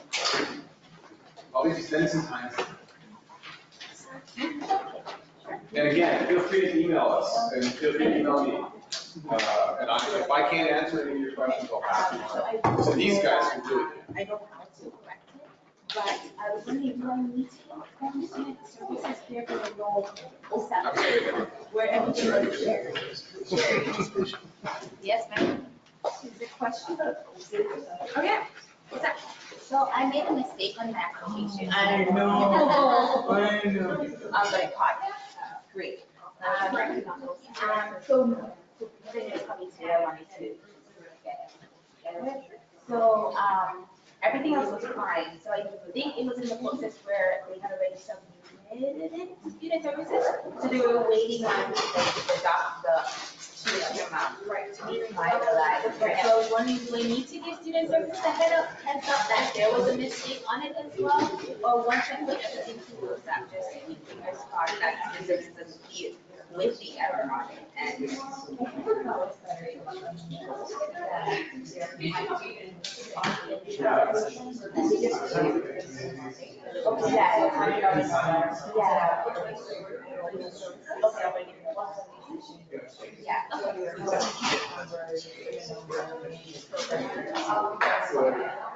yeah, okay, so I have all of that typed up already, so I'll just submit it, and I wanted to know if maybe there was one other exam that I could have submitted. All your identifying information is And what, yeah, it's just I don't even know how it happened, like, one was the testing, and it picked the wrong button, yeah, and then we're like, really? It has happened. I'm here on it now, I'm not sitting there. It's like, where's the money? Yeah. Where's the money? My sister applied to grad school and she I'm not, I'm only getting admitted because it was like freaking out. I was like, do I tell them? I don't want to not be admitted. Yeah. And then I told them. Yeah, I was like, I think it's okay. Okay, awesome. Thank you. Thank you so much. It was fun. Yeah, well, maybe before that. Yeah. No, okay, we'll be around. Thank you guys. Take care. Next one. She should be on the hall, I thought.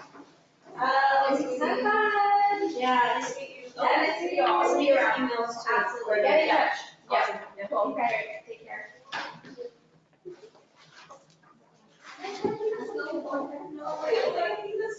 This sounds so interesting. I'm so glad you heard Yes, that's literally, I came to, yeah, that's the reason I came to the. Like, those guys are experts.